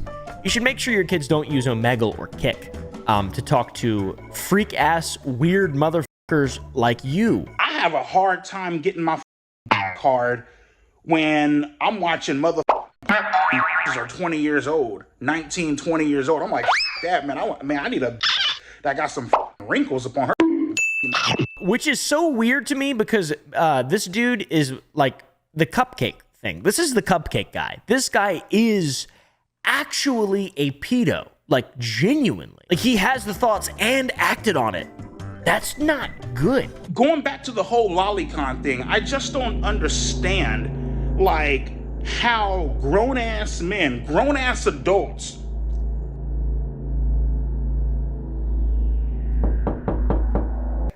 what is he doing, dude? He is sifting through different personalities and just deciding, he's just deciding to not be the same guy he was 2 years ago. And then it just came back. When he had a specific thought, he just came back to him. He knows exactly what he's doing. This dude is such an absolute idiot. Gideon confronted EDP outside of a dialysis center, at one that he goes to for kidney, liver failure, whatever, because EDP had been messaging. And come on, dude. Gideon posted on Twitter or X, whatever the fuck, that this is proof, this is real. It is the actual EDP 445 standing outside of his dialysis center next to Gideon in the most ridiculous outfit I think I've ever seen on an adult man. Do you recall this picture, Bryant? Bryant, can you look here? I just want to know what this is. Like, what in the actual fuck is this? Bryant? Dude, I'm so excited. This is crazy. This decided to fly across country, try to catch me in the act on some bullshit, tracked me down, stalked me, camped outside of my motherfucking dialysis center. How does he keep doing this? How does this guy keep getting away with this shit? He does not getting away with it, I guess, at all. But why is he not in jail? There has to be some kind of finality to this thing, right? Wait, you actually have a lawyer working on the process and shit? I don't say shit, lawyer. What do you do with that hate? I mean, he eats cupcakes. That's what he does. What's up, Brian? Yeah, remember me?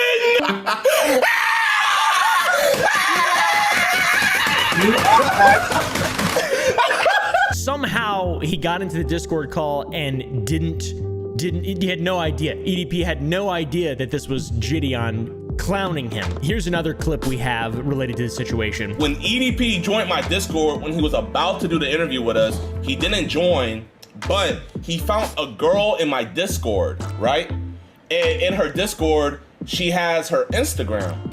So EDP, being the Rizzler that he is, he slides into her DMs and he initiates contact with her. And then that's how we are at this point with the cupcake outside the dialysis clinic. What the fuck? Gideon also says that it's sort of partially his fault. I two-mans with EDP. If it wasn't for me trying to do the interview with him, he would have never found her Discord and he would have never found her IG. So chat, I'm going to jail with EDP. Which a lot of people are saying, this is entrapment. You can't entrap someone unless, isn't that like when you are a law enforcement operative? Isn't that, you can't only entrap people if you're a law enforcement person. You can be an accomplice to something. Like if you're not law enforcement and you say, hey, go murder someone, and then they murder that person, they're still committing a crime. Like you're not entrapping them into committing a crime. You just maybe would become an accomplice. I don't really know how the law works, but I don't even think he's an accomplice. And like you said, the victim has spoken out. This is the victim's statement. Her name is Kayla. He messaged me first and I told him my age and he didn't block me. I didn't really know who he was. I remember seeing him back in like 2021, but all I knew was that he was caught in a predator catch before. I don't want to use too much of her footage. I don't know how she feels about it. She was a public statement, obviously, but I don't really want to like plaster her face everywhere if she doesn't want to be plastered everywhere. But she has a bunch of receipts. She also says that EDP's friends with Tyler, the Creator. So that's news to me. I didn't realize that. I kind of feel different about him now. Just kidding. You guys are going to have your fucking opinions about me. At the end of the day, listen, man, just like Shia LaBeouf said, I don't give a what you think. I really don't care what the you think about me. This is hopefully the last arc of EDP's career. By the way, he returned to TikTok recently. Wanted to make a video about that a couple days ago, and then this masterpiece came out. The mother has been deleted off of TikTok so many times, even in the last year. No platform wants to be associated with this goober. So this TikTok account might get shut down. Well, they ain't no might to it, motherfucker. It's inevitable. Of course it's gonna get shut the fuck down. This man completely relies on his infamy for people buying interviews and shit like that. Like that is the only way that he makes money. Unfortunately, I feel like I've fed into that. I hopefully no one bought an interview with him. Please stop sending this guy money. Like it just needs to end. Hopefully the Gideon shit will be the final nail in the coffin, and maybe even Gideon will go to jail with him like he said. I hope not. Gideon seems like a genuinely a good guy. Now we have a kick streamer called Johnny Somali. Dude also has a YouTube channel. He's a self-proclaimed Somalian pirate. He walks around Nagasaki and Hiroshima harassing the citizens of Japan in just the most disgusting way that I've seen in a very long time. But by God, it ends great. The story ends so good. Johnny Somali supposedly started streaming after he met Ice Poseidon in Japan. Great role model, by the way. Excellent role model. Maybe the ultimate human being to base yourself off of. Let's see what Ice Poseidon's up to. Oh, he's going to jail for 5 years in a Thai prison. I wanted to make this video to apologize. He mentions that he's banned from ISIS chat and his Discord and stuff. The context of that is he showed up to a police station claiming to be their lawyer. Listen, I'm here as the lawyer, listen. He's a fucking lunatic. This guy's a lunatic. We'll kind of go back to one of his most popular trips that he live streamed, and it was one to Japan. You could just see him harassing Japanese people on trains, like I mentioned about Hiroshima and Nagasaki, just making fun of those two places. If you don't know, that's where America dropped nuclear bombs in World War II to end the war. Hiroshima, Nagasaki, you know what we do to you? Hiroshima, Nagasaki. Finally, a hero of our time stands up to him and states that he's being obnoxious and incredibly disrespectful. We do again. You understand? What? Okay, what do you mean? Where you from? You know where I'm from? Where you from? I'm from America. You're from America? Yes. So am I. Then the streamer asks for this man's ethnicity, and he says he's Korean. And then Johnny Somali, the great person that he is, says, we'll do the Korean War again. Where are you from? What's your ethnicity? Texas, buddy. What's your ethnicity? I'm Korean. Then sit down, brother. Why don't you sit your ass? Korean War, you know what happened to you? Don't touch me. Don't touch me, brother. Korean War, North Korean War, you know what we did to you. I don't think Johnny Somali knows anything about wars or how they start. This is a fucking idiot. And the dude in the blue shirt just wants him to be a good person and be a good example for Americans, and he doesn't care, obviously. Why don't you be a good representative? Why don't you sit down? Like, you don't make Americans look good. I don't give a about America. You're from America. I give a about my money. He's an absolute intolerable piece of shit and rides off the hate gate and has just not even 10,000 followers. It's so bad, man. And after the stream ended, the clips went super viral and they were on Reddit and shit, and 5 million views on Reddit. That's a lot. That's like 50 million views anywhere else. Dude starts a new stream just a few hours later and celebrates the same night, talking to people on Discord and laughing about everything that went down. Little did he know, he would get absolutely destroyed not that long after. The people of Japan begin to fight back. Karma is real and it exists heavily in Japan. So Johnny is talking to his friends celebrating on Discord, and a man approaches him on a motorcycle and asks if he wants to repeat what he said about Pearl Harbor, and then asks if he wants to fight. I don't say nothing. What? Nothing, bro. I don't say nothing. You want to fuck? No, I don't want to. Nothing. Johnny, being the brave stallion of a man that he is, backs into a corner and is incredibly scared while all of his friends laugh in Discord. What? Bye, nothing. He then walks away from the scene incredibly awkwardly and quickly, and makes this dumb face. We're good. We're good.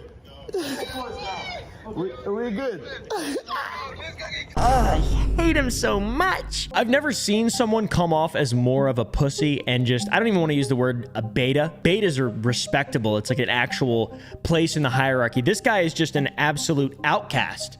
He's terrible. Nothing is good about this character. The dude confronts him again and says he's going to call the police, and then asks him why he would say something racist and terrible like that. I got you on camera. Call police, man. No. You call police. You call police for what? Yeah. For what? Huh? You should. Because you tried to attack me. Call police. Call. Yeah. I call police. Call back. Call. Yeah. And then the dude says, of course, no, it wasn't me. Of course it was me. It was a donation that said it, not him. I want your reason. Why? Somebody. Okay. Somebody give me money. No. Somebody give me money, and they said say it. No. So I said it on the train. You say it? Yeah. Somebody give me money. Somebody? You know, donation. Obviously, Johnny Somali apologizes to the man, and it's incredibly half-assed. He just doesn't want to get his shit rocked. So can I say sorry? I'm not. It's a joke. What? Yeah, we're not playing, bro. It's a joke. Yo, he mad. What is he mad about? Being 108 pounds soaking wet doesn't give you a lot of room to be an asshole. Unless you're behind a monitor, obviously. You just have a keyboard. We had some crazy moments. And more is coming.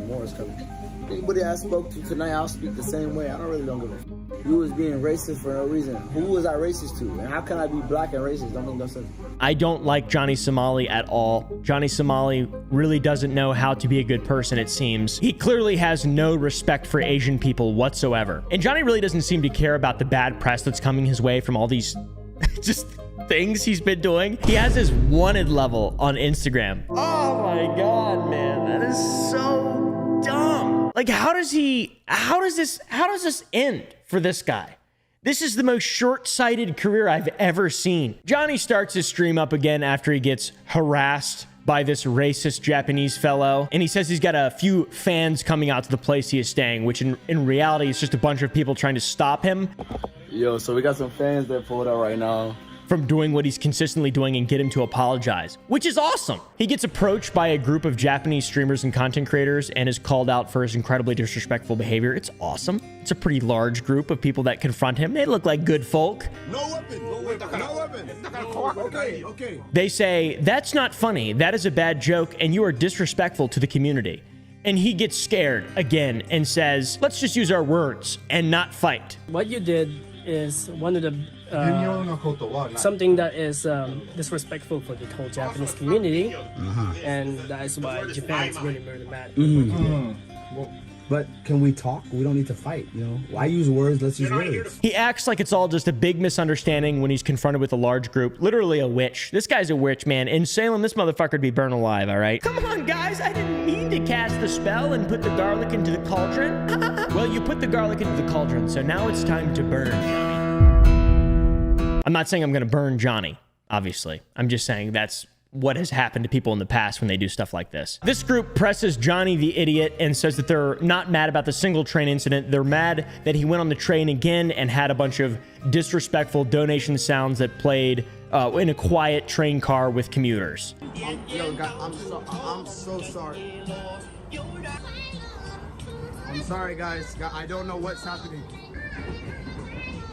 Yo, what is this, bro? Stop. He, obviously having an inability to take responsibility for his actions, blames on his viewers and TTS and says it's not his fault. It's because it's the people who are watching who are doing it. Oh, little Johnny, smart. That's a good little workaround there, you little bastard. I know you had that like train where you put some sounds on. Yeah. Sexual sound, and it's. Can you tell them that I don't control the sound? Can you explain to them what TTS is? And these are all content creators. They understand how this works. Just turn it off. Instead of just letting it sound, you know. During all this, the camera pans to the main character of an anime and Johnny is confused and says, "Why are you naked?" This whole thing is very frustrating. There's no getting through to Johnny Somali. He's an absolute fucking goober. Refuses to listen to anything that anyone says, and they just want him to apologize. And he doesn't know why he needs to apologize. Just say you're sorry to the Japanese people and you'll take this seriously. He gets a donation message that he just doesn't understand and he doesn't know what it says. He says, "That's not my fault." And they ask him to turn it off. I don't know what that means. Oh, sorry, that was not my fault. Okay, turn it off. And then a translator in the group pleads with him just to say, "Hey man, I'm sorry." And of course he says, "Apologize for what?" Acting as if he's done nothing wrong. Just say you're sorry. I don't have no problem with Japan. Okay. Yeah, but say you're sorry. Sorry for what incident? He then makes the epic claim that he has autism and mental illness and blames it on that, which is just truly the cherry on top of this whole situation, guys. Johnny Somali, he's not a piece of shit. He just has autism. One of the best moments, someone hands Johnny a phone and it reads a translated message and says that Johnny is a nobody and a loser. Whoa. Oh, relax. Johnny is then told that he must take responsibility for every action he does from now on because they came to him to force him to apologize. And if he doesn't change, he deserves what's coming. That is called fuck around and find out, Johnny Somali. Here's the thing, right? You have to be responsible for every action that you undertake from now in this country. You can't make no excuses, right? You can't blame it on TTS. You can't blame it on chat. You have to be responsible. If you're not willing to be responsible, then don't play the game. Oh man, I want to see what happens next. How do you guys Canada's a very small country, right? So here's the thing. If you want to play this game, you have to apologize. If you're not going to apologize, then they're probably just going to show you have to apologize. The crowd is still angry and they want him to apologize, and he pulls the race card and asks if it's because he's black, if that's the reason they want him to apologize. Yeah, there's a lot of people that are angry at you. But is it because I'm black or is it because it's not because you're black. Okay. It's because you're disrespectful. And it's so confusing, dude. Then a white guy says he harassed a guy on a train for $20, which makes him a bitch. You harassed some rando dude on the train for $20. That makes you a bitch. Which is fucking awesome because they know that he is just as much of a piece of shit as we know him to be. It ends with Johnny promising he won't do any more TTS on public places or public transit and never stream on a train ever again. Atomic bomb? Play again? No atomic bomb no more. You're not going to play no TTS on no trains. Okay, not on the train. You're not going to play no TTS on the trains and in public places. And you're never going to stream on a train again. Oh, I don't know about that. No, you're never going to stream on a train in this country. But no TTS, no TTS. No. Don't stream on a train in this country. Right? Respect the trains. Respect people's privacy. Don't talk to randos. And realize you're not a comedian. Okay, what's again? Gomenasai, Japan. Gomenasai. I'm sorry. Okay. で、二度ともしません。二度としません。二度と。What does that mean? I won't do it another time. I'll never play again. I will not say nothing about atomic bomb again. Never. Yeah, don't bring up Hiroshima, don't bring up Nagasaki, don't bring up war. And don't film randos. It takes so fucking long, but he finally apologized and said he won't make those jokes again. And then they say if he makes dumb jokes again that they're going to find him. And you can tell that he looks scared, which is good. He should be. Look. What is he saying? Yeah, look.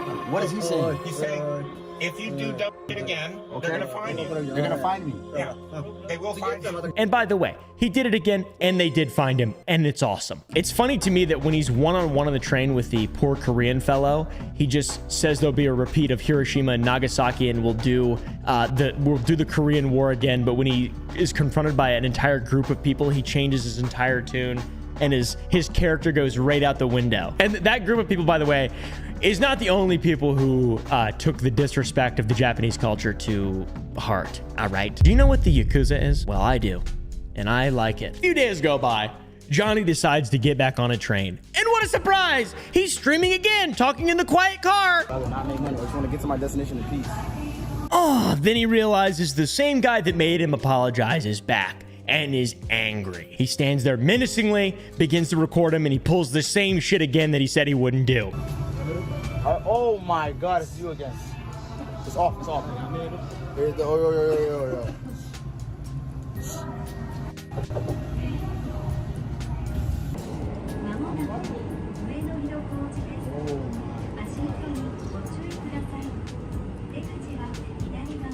He shifts the blame and says, why not focus on Logan Paul? They tell him to shut the fuck up, but he can't because he's an idiot.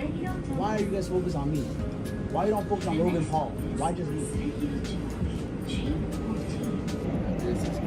He is then shuffled off the train and into the hands of police. Thank God. He then says that this is racism and that the police are harassing him instead of the guys who were recording him. He said he did no crime and this is just a racist thing. And he asked the police if they knew George Floyd, MLK Jr., and Black Lives Matter. Don't touch, don't touch. Yo, David, look. Look, how can you record me? This is racism. What is going on? And now they're bringing the big boys here. Call police, no problem. You guys, I ain't do no crime. This is racism. You know George Floyd, Martin Luther King, Black Lives Matter. You know it's Black History Month coming soon? I think that was February, 4 months ago. Johnny tries to walk away and tries to escape the situation, and they say, no fucking way, dude. You're staying here right with us. I'm gonna leave. I'm going. Bye-bye. Yo, bye-bye. No.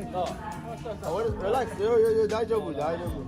And after all of this, he finally feels the need to apologize naturally, or he was forced to apologize online. I'm not exactly sure, but he bows his head and speaks in Japanese. And I think his apology was fake and hollow like the first time. 本当にごめんなさい。 People fucking hate this guy in Japan. As you could probably imagine, there's so many terrible clips of him just being a disgusting piece of shit and racist towards the citizens of a peaceful country. It's just so many examples of him being a terrible person.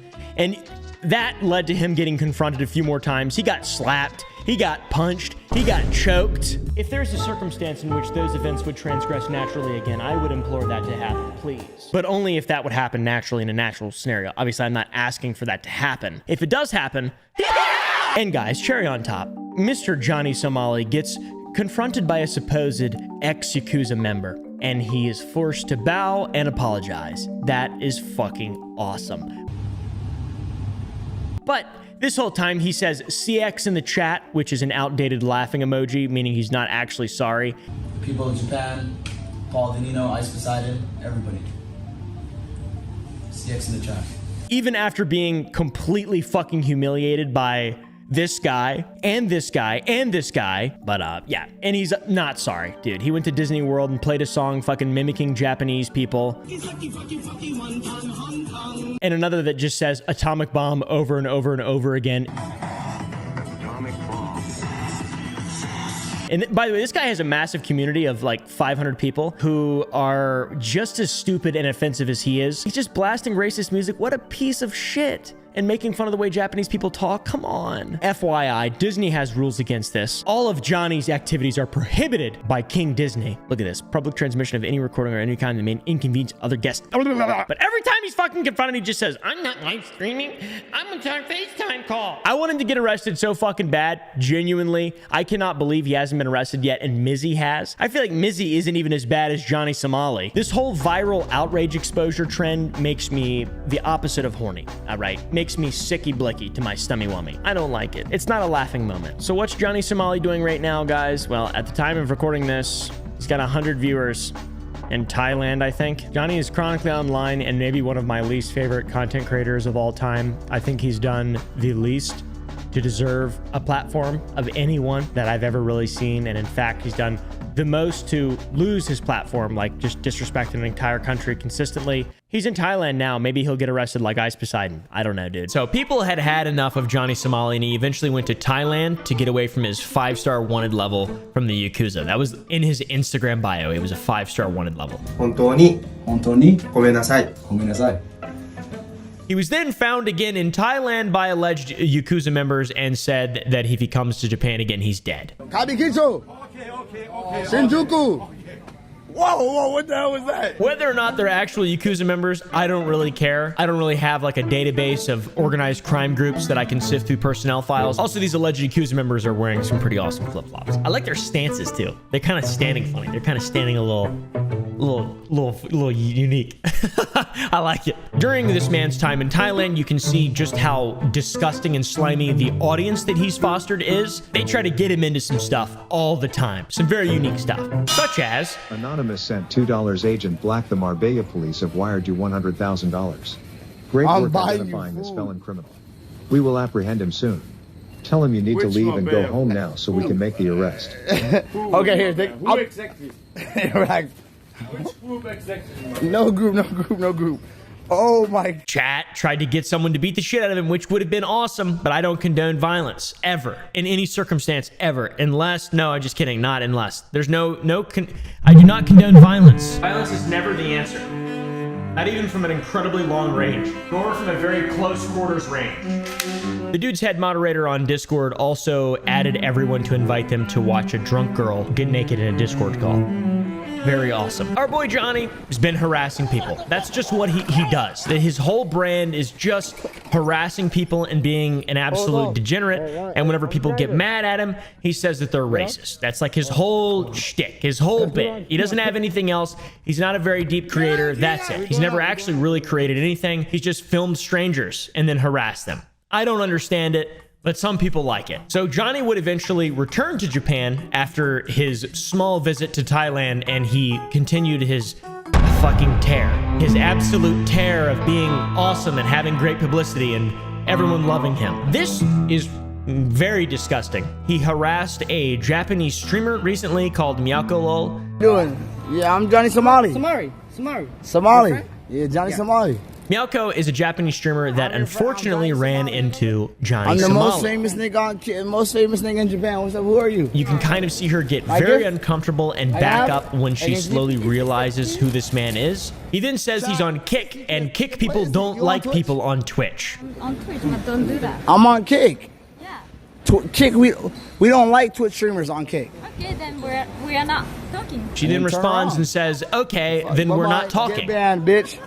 Get banned, bitch. Get banned. You don't get banned, fuck with me. You better walk away. And as they walk away, he yells back and says, get banned, bitch. And now there was kind of like a big kind of clickbait thing about this. She was crying. She wasn't crying necessarily because of Johnny Somali. She was crying because of the kindness of the taxi driver. He was being very nice to her. I'm a dick. I'm so sorry, guys. Today, I really wanted to have a really great stream. Miyako clarified on Twitter to someone posting her clip. She said, I was able to avoid the ban because I responded quickly with the Twitch staff. I cried because the taxi driver on the way home was such a nice guy. I hope this person leaves Japan soon. I felt helpless because I couldn't do anything even though I was right in front of my eyes. She didn't want this idiot to get her banned. It's kind of weird, in my opinion, the comments. There's some people saying that she's just crying, you know, crocodile tears or whatever. And is just doing this all for attention. But in my opinion, her livelihood and job were kind of on the line for showing a actual piece of shit on camera, and she was probably a little bit worried about that. TBH, call me a simp, call me whatever you want, call me a pimp even, I don't really care. So, you know, we all get emotional in our own ways, and you should never, ever, ever invalidate someone because of their feelings or something. I don't fucking know. Johnny then goes on a train again and starts harassing people again.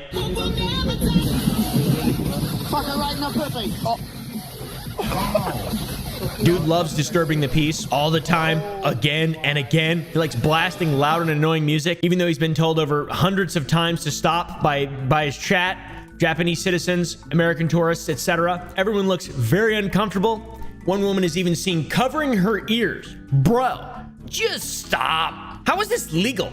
Like, how can you just let someone come to your country and do this? How can you be so disrespectful of someone else's culture? There was another moment in this clip where he was wasting time by just standing in the way of the doors so they couldn't close, and he ruined the train's schedule, blocking the train. That's got to be illegal. He blocks the door. His friend's even telling him to get off. He's blasting obnoxious music. It's horrible, dude. It's ear-wrenching.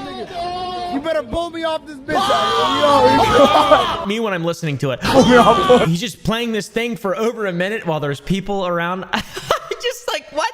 The people of Japan are so clearly respectful and stick to themselves to just, it's evil. This guy's a fucking evil man. He also has the option to mute it, and instead of muting it, he just says, yo, you're gonna get me in trouble. Yo, This angered the Japanese community, and by God, guys, it starts to get a lot worse. The old battle axe that is the Japanese community builds up a little bit of momentum, and it doesn't end well for Johnny Somali. Hashtag deportation to Johnny Somali, playing loud moaning audio right behind a young schoolgirl on the train.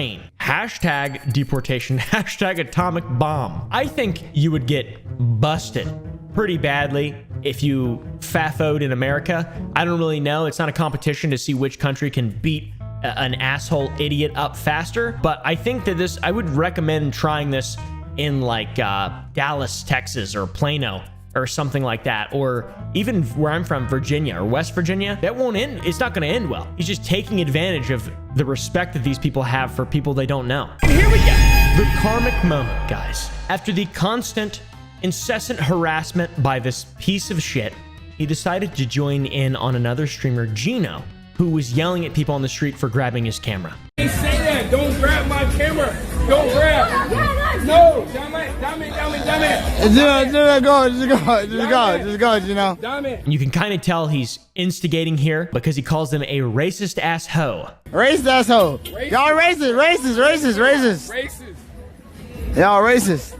We know that. Hey, you racist. You racist. This guy, a white man smoking a cigarette, knocks them both to the ground and screeches with the greatest, most epic war cry since Braveheart, and since before that, the Patriot. Yeah, round of applause. Let's get a round of applause. Come on. If you're watching this video, let's get a round of applause. Let's have a collective round of applause, YouTube viewers. This is fucking awesome. I'm really happy by that. That made me really happy. That made me extremely happy. So happy, I might fire a weapon in my house. Just kidding. And Johnny was crying, you can tell. He kind of like got up real slow, shuffled away, wiped the blood from his mouth because he was literally bleeding. We can't show it, but it busted his lip. Great. Excellent punch. Knocked him down. He's weak. Somebody finally delivered some karma to Johnny, the douche. Gino, the other genius, then said the hit was weak as fuck, but there was actually a pool of blood on the floor after he got knocked out. It's not water, it's blood. That's awesome. I'm excited to see what happens to these dudes when they return to America because he said, fuck you to every gang in America, which is awesome, man. I don't get it. Fuck BDs, fuck GDs, fuck all Bloods, fuck all Crips, fuck all of them. I don't give a fuck. Fuck everybody. How the fuck has this man not been deported? Why does the Japanese people allow him to stay in their country? They're being too nice. He's instigated fights. He's broken the peace a million times. He's harassed women, made them cry on the street. The only thing that's happened is he's been punched a few times, choked, and his head hit the pavement once. That was cool. Pavement head hit. That was pretty dope. And also, guys, little W, he has been banned on Twitch. I mean, Kick. He would not exist on Twitch. Even Drake apparently hates Johnny Somali. He's a co-owner of the platform Kick, so hoping he can kind of kiss the Kick deal goodbye. There was a while it looked like he was kind of friends with the people at Kick. There's a dude in his chat, Eddie, who works with Kick. I don't really know how that all works, but I just cannot imagine being a part of a platform, even one that's a freedom of speech absolutist platform. I think there's nothing wrong with that. This dude's just a piece of shit. You don't have to be a freedom of speech absolutist to kick people off your platform for being pieces of fucking shit. You can do both of those things. This is not freedom of speech. This is terrible. On top of this, the story ends well. He got knocked out. Karma is real. He's no more. He got banned off Kick. Yes, but there's been so many other allegations against this man. I just want to kind of go over a few of them. There's some Twitter accounts that are dedicated to tracking this man. Cancel Johnny S and DGen News. Unfortunately, Johnny, Gino, and his other friends that are like exposing the terrible behavior that all these people are doing, the communities of those idiots are doxing these people and having their communities harass them, which is pretty unfortunate and a very short leash on a game that will never end well for anyone but the people who are in the right. In fact, the guy that knocked Gino and Johnny Somali out, they got him doxed. They tried to ruin his life by sending their audiences after him, which is so fucked up and sad, but I assume that these dudes will not have careers online for much longer. I don't understand this, man. The dude who punched Johnny has a cafe, and Johnny Somali's fans have been like review bombing it, so people are giving it positive reviews. It's interesting. It's a really interesting story that I feel like has ended pretty damn well. A few things to mention in conclusion. This is crazy. This is the absolute bottom L tier of society that we can witness on a online, free to access live streaming. IRL streams are bad. Recording strangers is bad. It's never been really good. There's a couple cool clips, for instance. Oh, that's awesome. Pretty funny, huh? It's like you're gonna unzip your table, huh? Just like the way you unzip your pants, huh?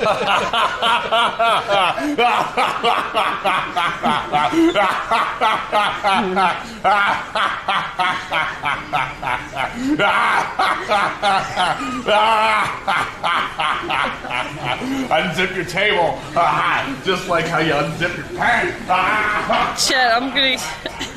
Good to see you. Good to see you. Oh, Chad, I can't.